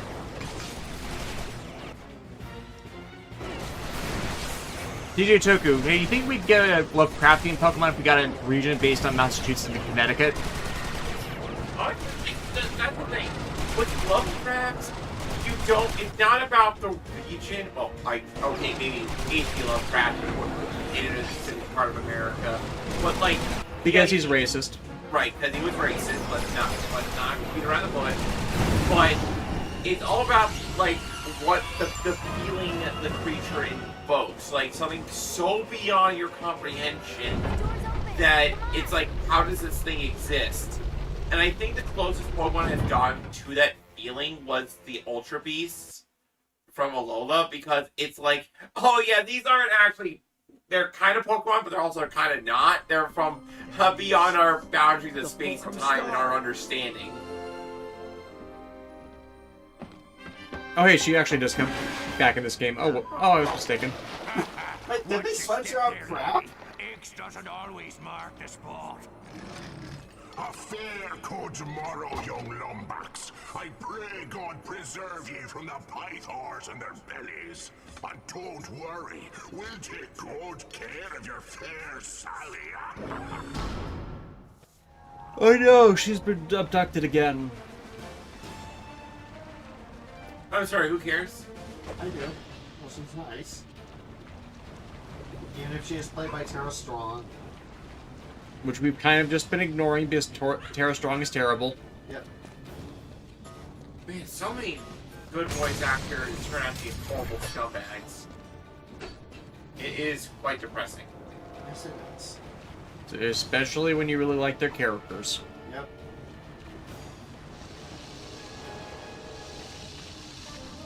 Okay, buddy. Go.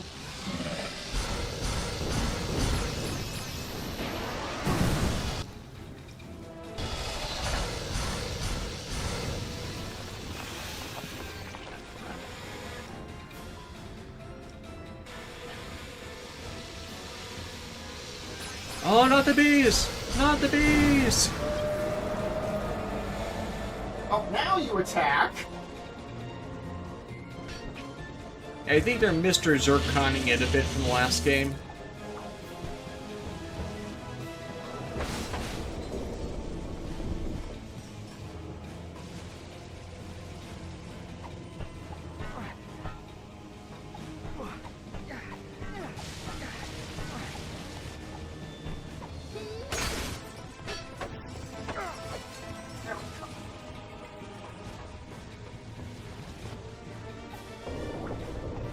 But it definitely feels like you're close to the end of this. Yeah, yeah, I mean, gotta stop the bad guys, save the girl.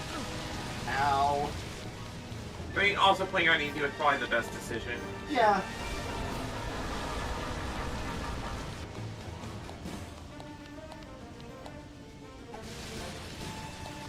You guys go down and then up. Alas, you went down and to the right. No, John, do what you should have done. Back to the No, left. you should have went to the left, to the left.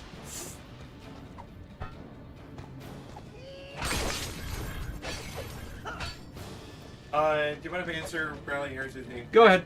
Okay, so Bradley Harris is asking, really Tara Strong is Marvel? Why, if I may ask? Well, it's because she made us. It's okay. She has not broken any actual laws or anything like that. So, I can't believe I have to say that. However, she did make a series of posts on her social media, defending I think there was defending Israel and a lot of other not cool comments that if you look through it, you start to get a different picture of her than what her characters would lead you to believe. Also, a lot of egotistical voice actor stuff, and she was... Did she also use AI once? Lots of times. Yeah. Yeah, a professional voice actor using AI openly, even though it's been firmly established that anybody who uses those machine learning monstrosities is, morally bankrupted to some degree, you know? Defended Greg Sipes through his BS. And I'm forgetting if she went MAGA or not. I believe she went anti-vaxxer. I think she went anti-vaxxer, that's what it was. I think that was during the pandemic. Yeah, and everybody called her out on it, hey, what the heck? It's there's a lot. A lot that, these actors would go to great lengths to, have you not ignore, but no. Also, the egotism over how protective she is of some of her roles. It's it's one thing if, hey, you didn't get a callback over something, and they just recasted it without even asking you. There's legitimate irritants there, especially because of job security for voice acting being kind of terrible, and usually when someone replaces a voice actor, it's so you can go with someone who doesn't charge as much. Ergo, the Yoruichi situation, which the voice actor did not handle well. Yeah. But, for Tara Strong, it's it's much worse.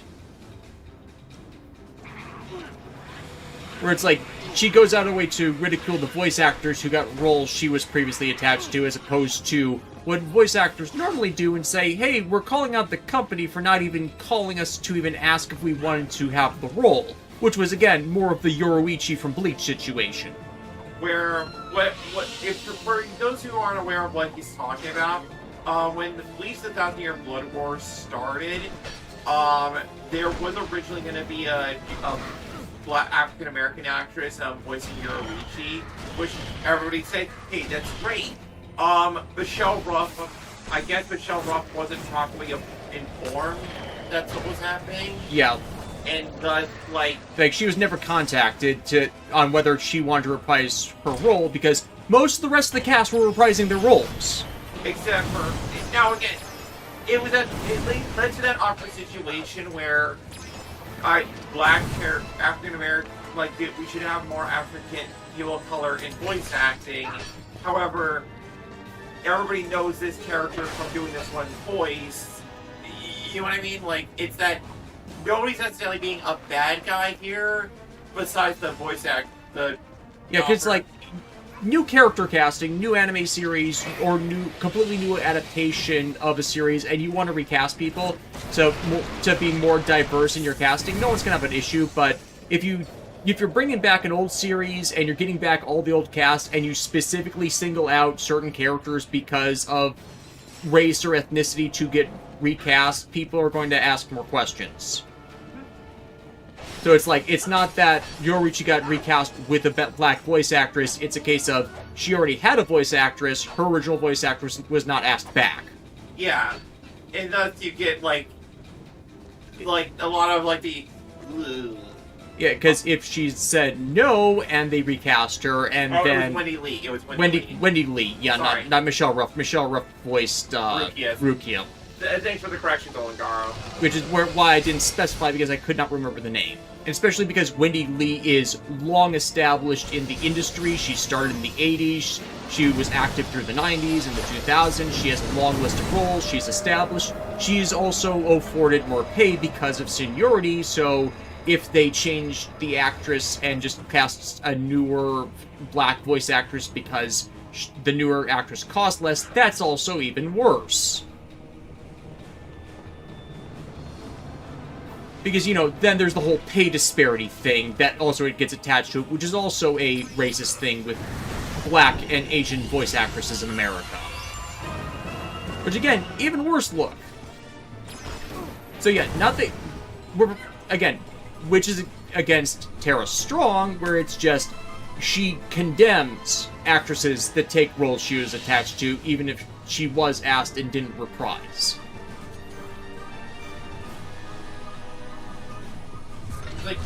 Like as much as we like hearing certain actors reprise their roles, like they should not be like they don't get dibs for is what I'm saying, It's not necessary that they get dibs, yes, but they should at least be asked. Right. Like, I mean, look at how many times Batman's been voiced in media, you know what I mean? Like, Kevin Conroy was the definitive voice for Batman for a lot of people, but that doesn't mean he came back for every project. Correct. And you got some good Batman that weren't him either. I really like, I'm forgetting his name. For what show? Brave and the Bold and Harley Quinn. Diedrich Bader. I really like Diedrich Bader as Batman. I also liked Rino Romano from The Batman as Bruce, because he portrayed Batman in that series differently, while still staying true to the core of the character. Just because Kevin Conroy is one of the best Batman doesn't mean that he needed to be relied on for it as much as he was.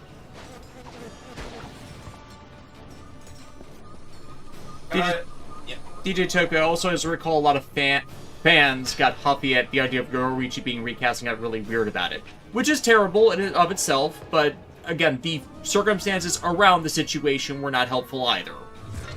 Yeah, it's just that unfortunate situation where it makes people who should be, like, it makes people who are just trying to get a job done and, like, partake in something that they care about, like, look like they're being mean or evil when it's like, no, it's like, Especially because some voice actors have health issues that limit how much they can come back, so any role they get is a godsend. Like, Erin Fitzgerald, while she's been doing a lot of theater stuff, has been having issues with getting voice acting roles again because she has long COVID. So it's like she can do normal stuff, but when she's getting into voice acting booths, it can be more of a stressor for some reason. Like, mainly because, you know, those can be pretty long sessions, versus when you're on a stage, you can trade off with other actors. Right. Or Amanda Winley, who is practically retired, but because of her own health issues, but have tried to do, like, non-acting stuff that hasn't gotten the most traction, and also she lost her house in the California fires. I feel so horrible. Like, man, that sucks. Black Citrus King, let's not forget Transformers with Optimus Prime. His voice was changed in multiple series, each one bringing their own take, just like every Batman voice. Very much true. And speaking of, Gary Chalk recently revealed that he's beaten his battle with cancer, so he's going to be sticking around a bit longer. Gary Chalk being the voice actor for Optimus Primal and Optimus Prime in the Unicron trilogy. And also a bunch of other voice acting and live-action roles. Like, he was, I'm forgetting the name of the character, but he was a recurring Russian general in Chekhov. Stargate. Not Chekhov. It's... In what series? Stargate. The Yeah, recurring Russian general, his name was not Chekhov. I'm pretty sure it was. That's the ensign from Star Trek.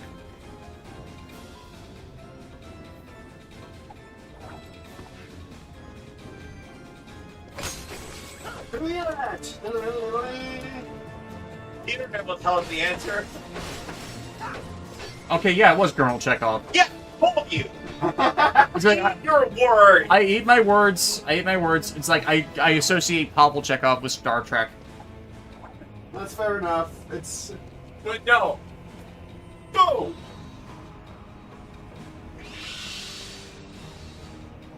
No! Bradley Harris, whenever I hear about VA drama, my mind always goes to Helena Taylor. Drama with Bayonetta 3. She almost has some truth pain out. And she poisoned the well so badly for all of these other situations. Because then it automatically defaults to, oh, the voice actor wanting to keep their roles is just egotistical drama, when no, they're just being normal and companies are being shitty about it. Helen Taylor is the one who broke that. Because we took her in good faith, and turns out, no, she was thinking that the game was making more than they actually were for her earnings, and she was actually being paid very well for voice acting for what she was doing.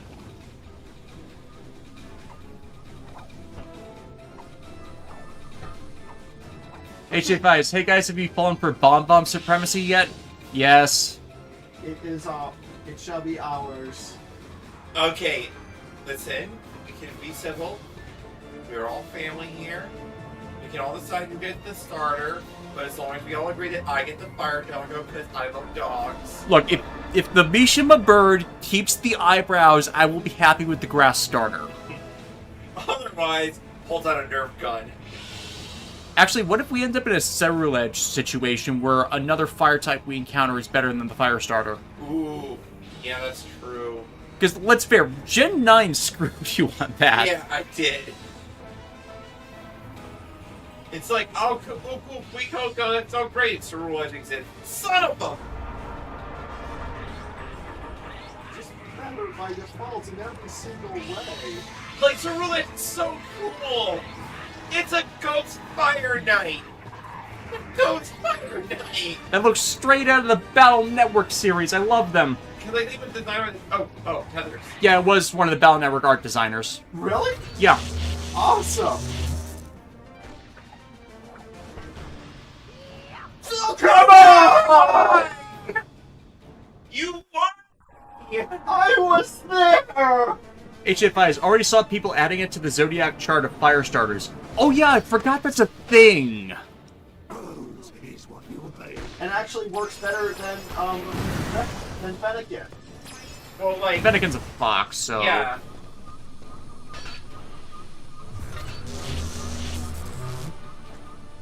Then Finnegan is like, then Delphox is like in a it's like in a bar. That used to be the cute one.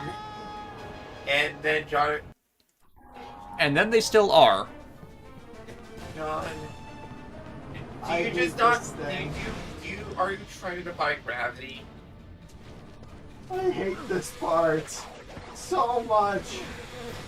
It's called being patient, John. I'm trying. Yeah, it's like jump on one of them, move it a bit, jump on the other one, move the other one a bit. And just take your time.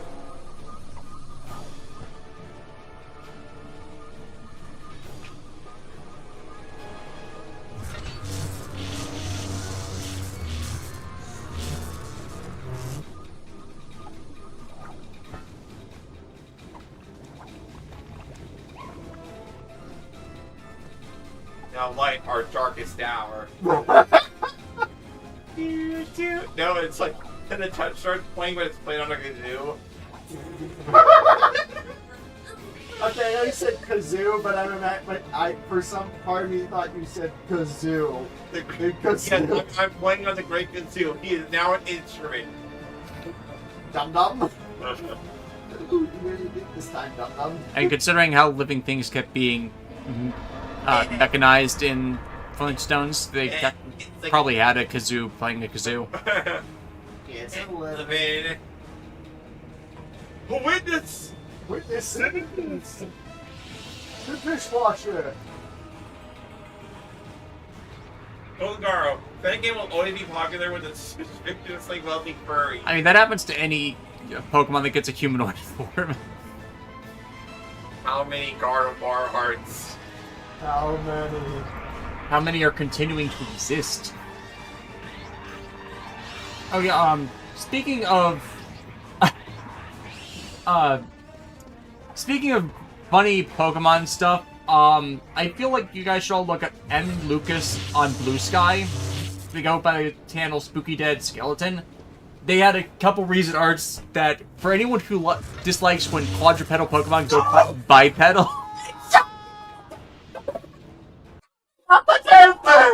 I'm sorry.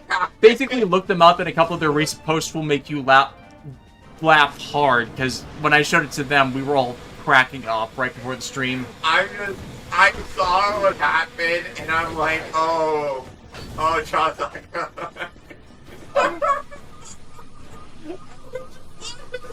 It wasn't my fault this time. No, it wasn't.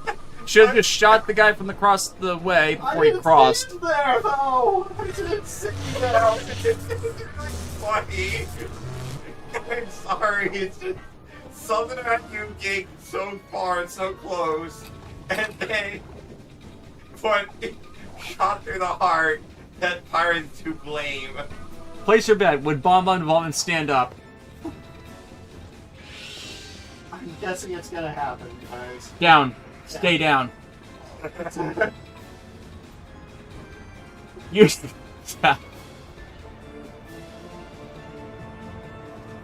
I had to show it. I had to show it.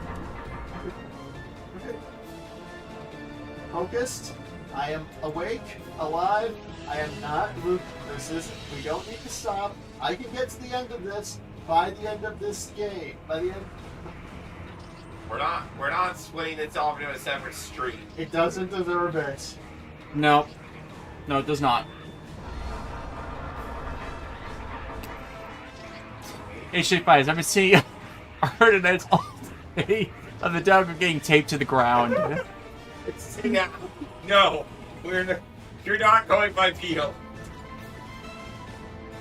There you are. I got you. No. You need to get Oh, closer. you can shoot me, but I can shoot it. How's that better? You don't have a sniper rifle, unfortunately. Fortunately, you can like get a panel down and then you can probably hit it after that. Yeah, wait for it to fire, and then returning or suppressing fire. Suppressing fire! You missed. You hit the wall. I There am you not go. I am not gonna Cyril Figus this. I can hit things. Nor am I like Lana with spray and pray. It'd be funny if, like, Bonbon, like, becomes a fire fighting but still remains on all fours, but its tail becomes like a boxing glove. Oh. Doggo with wings. Yes. Make it a ghost type. Oh, that would be sick. Oh my god! John did it. I know. Yeah. I mean, I'm thinking that way it ends up a counterpoint to Houndoom. That way, all dogs do go to heaven. Oh my god! Alright. Goodbye, Charlie. That movie messes you up as a kid. It does. Don Bluth, you traumatized us.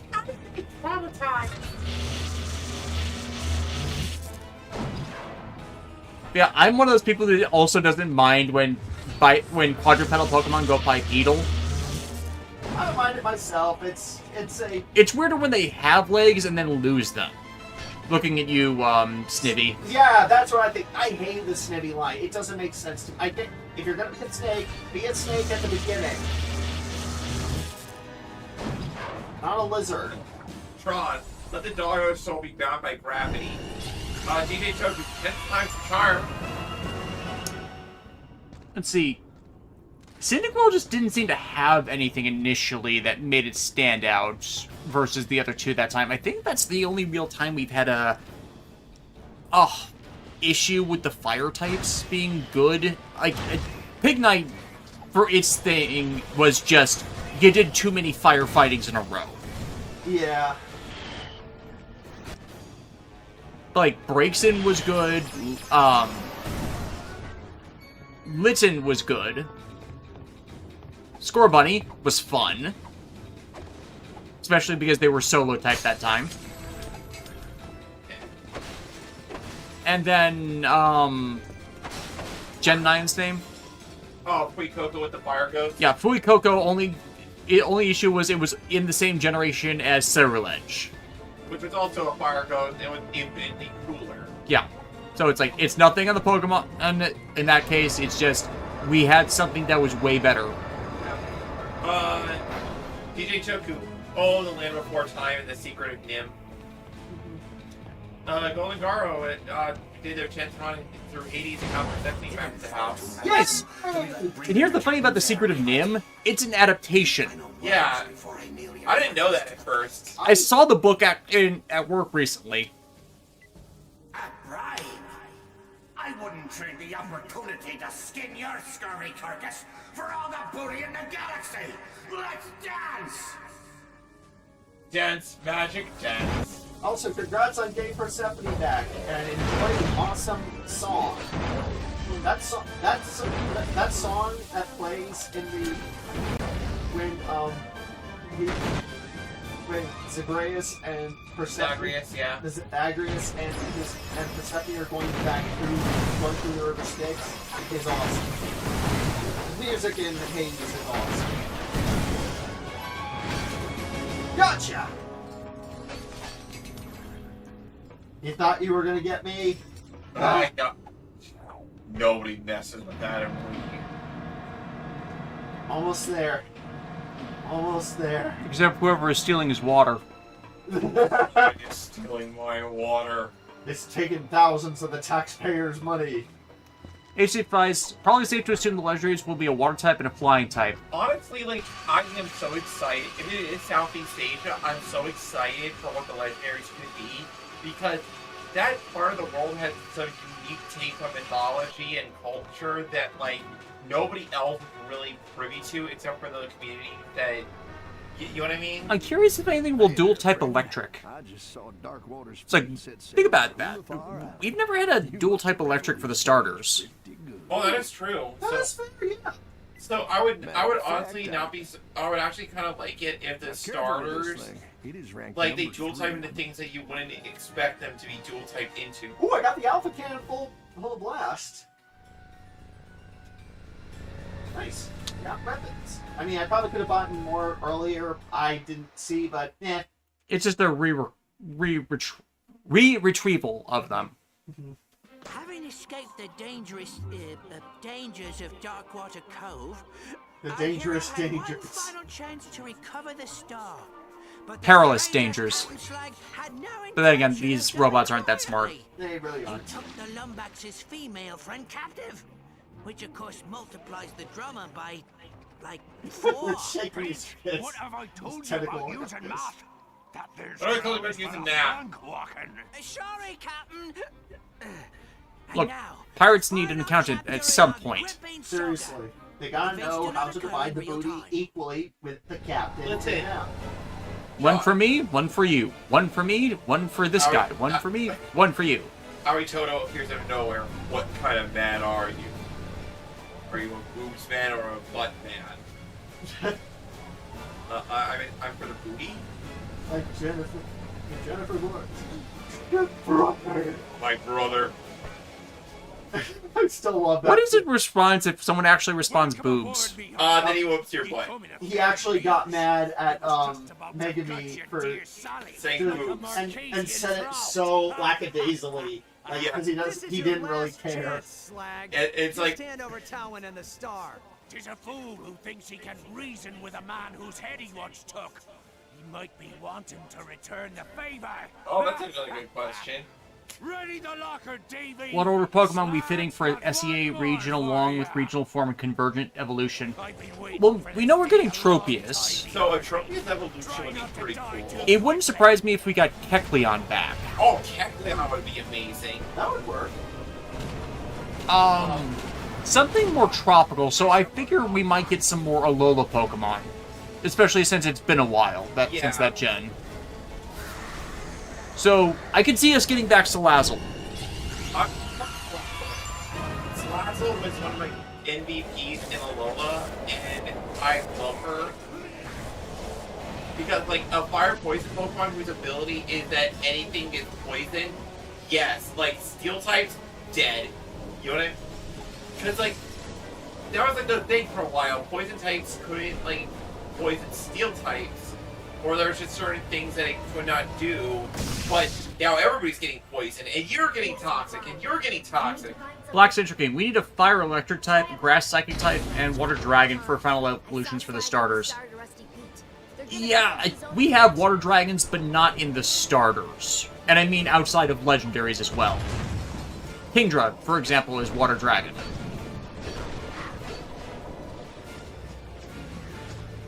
But yeah, it's rare enough that it needs more representation. I would not mind that being how the starter goes, especially if the water starter ends up being a Komodo dragon by its final evolution.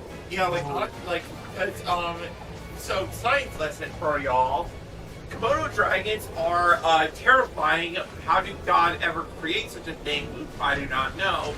But they are, if you're on an island with Komodo dragons and if one of them bites you, you're not getting away. Oh, you may think you've gotten away, but like their bites contain some venom in them, and then when they chomp on you, that venom will slowly kill you, and they just need to. They can have such good noses that they can take their time finding you. You know what I mean? It's like, we do have a couple poison dragons, but outside of legendaries, it's just Dragalicate. So, it needs more representation as a type.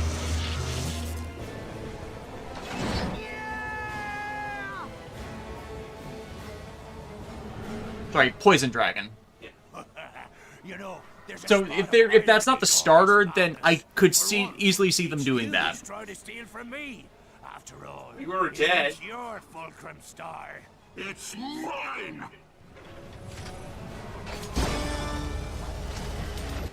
Oh.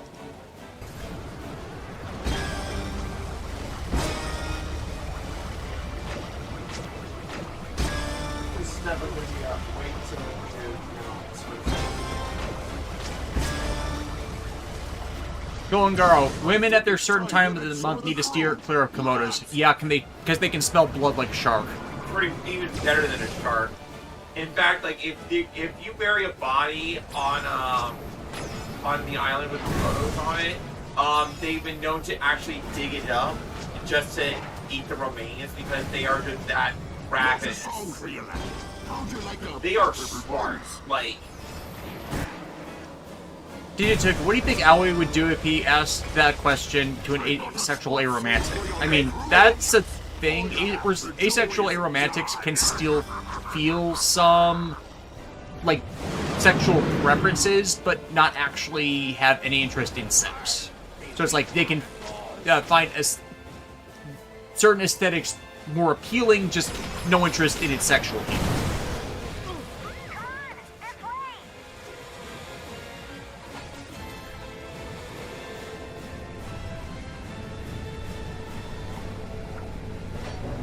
So there's an answer, it just might not be the answer that's desired.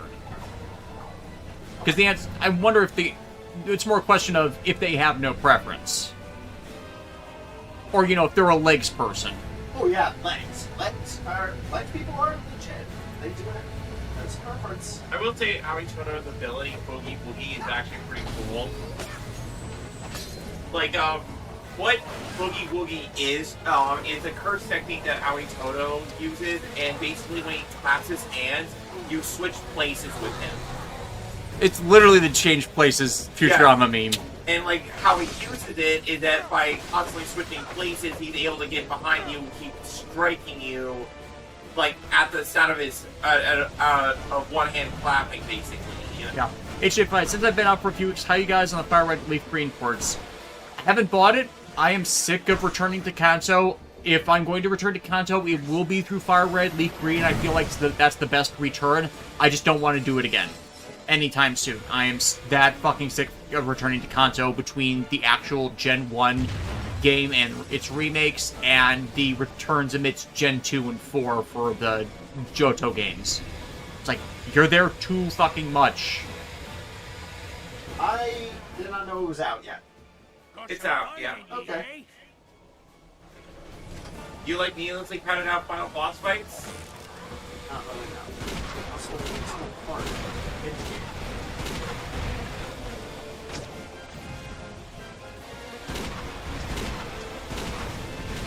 Oh wow, such a dramatic, thrilling conclusion to this epic story. Oh no, so terrible. Oh no, so magic. Come on, there's still time to catch up with Flag.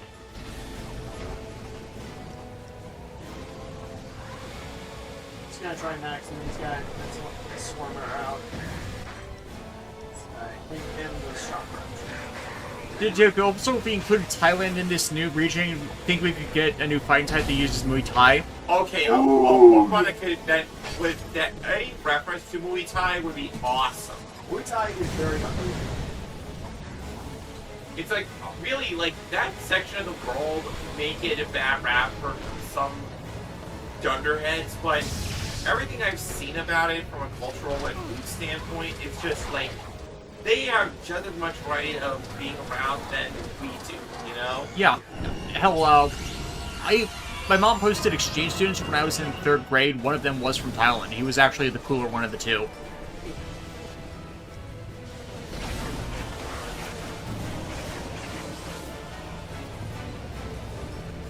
And I think that's what I like about Pokemon, is that every time a new gen comes out and it's about a new part of the world, or like things inspired by another part of the world, we get to see a chance to see a culture that we may, even if it's like a facsimile version of, that we may not be exposed to, you know? Hey, Chief Guys, I think there's a bit of Australia in the region. They want to use that as like a larger landmass amongst islands. I can see that. But like, we'll have to see like what the scope is when the game does get released. I kind of feel like Australia should be kept to just its own game due to how massive it is, even if a lot of it is a gigantic desert. But like a Pokemon game by way of Wind Waker, that would slap. Yes, it would. I don't care what anybody says, Wind Waker is legit fun. I really hope one day we get a Wind Waker port, HD remake port to the Switch. But like the HD And not through the Switch subscription service. Because the HD remaster that came out for the Wii U did one important quality of life change. They gave you could find the fast sale, and that dramatically improved a lot, because people's complaint about Wind Waker was it took too long to go from one island to the next. but it wasn't because the gameplay itself was bad. It was just, you know, sailing takes a while. But the fast sail, like, no problem. You know what I mean? Familiar threats from a tired adversary. Let's end this quarrel once and for all. Once and for all! By playing dirty.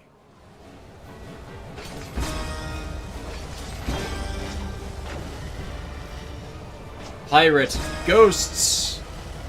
Like, it's one thing to have a remnant AI hacking a body. This is... a bit ridiculous. Rise the undead hearties. Oh, the last ghost died out years ago. The last human ghost. Oh, I was like, oh, 0110001. What's that rep? It's just gibberish. 101000110. Which apparently, binary is the number of the beats. Yeah, which is really funny. The people behind Futurama are so deep with that. No more skulls at him. Granted, I see this playing more off of the trope of the ghost in the machine. Swarmer and... DJ Toad, you ever tried Thai curry? It's bloody lovely. Do you have any good Thai places around here? The exchange student when I was in 3rd grade made some of it for us. I was not a fan. But then again, I'm not a fan of curry in general. Yeah, because, you know, you're you. I'm me, and my taste buds suck with things it's not experienced with. Before I chain ye to the keel, by me deathless soul, this be my body.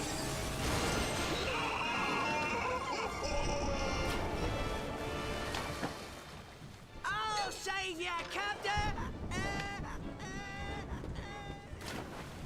I'll give Rusty Pete this. He's loyal. Loyalty beats common sense for pirates. After several lucky shots and a few cheat codes. Hey, I resent that. I do not use cheat codes. Oh, but you just found easy. And Darkwater. Fair enough. Aye, and good riddance. Going to the bathroom was far too awkward. The Lombax returned to Hulifar to claim his boaty, the location of his missing first mate.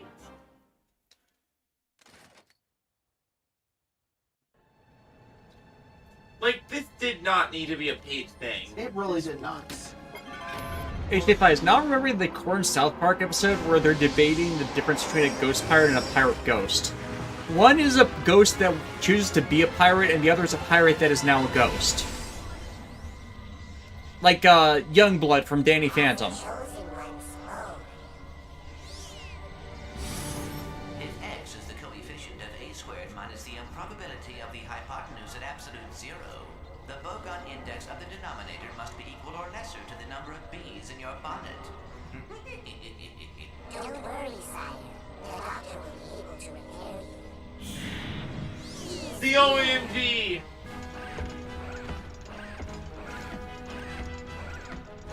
I had no reason to keep him in shadow, you already gave the silhouette away.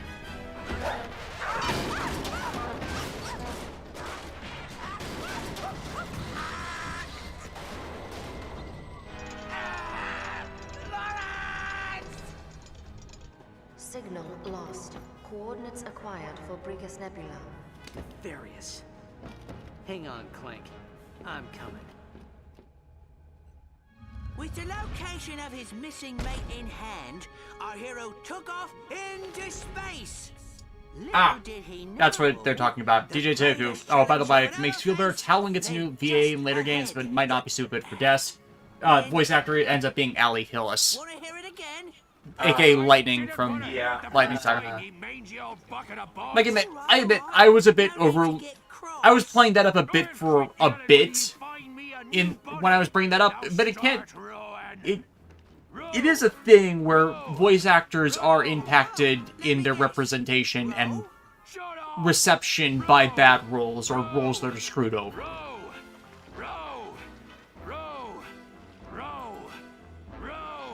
Put your back into it. Row. Like, Ali Hillis is fine.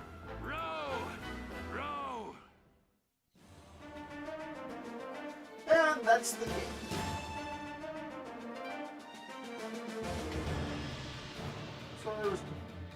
But yeah, this one was definitely this should have just been a DLC campaign mission, not like as a sequel or anything. Yeah, and muting the credits music just because I got copyright hit from the end credits music from the last one. Yeah, okay.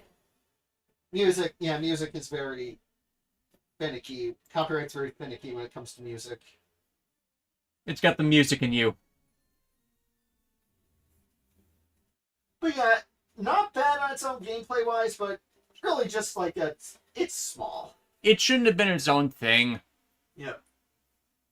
And I just skipped ahead, but... Okay, I was wondering if the connection went out again.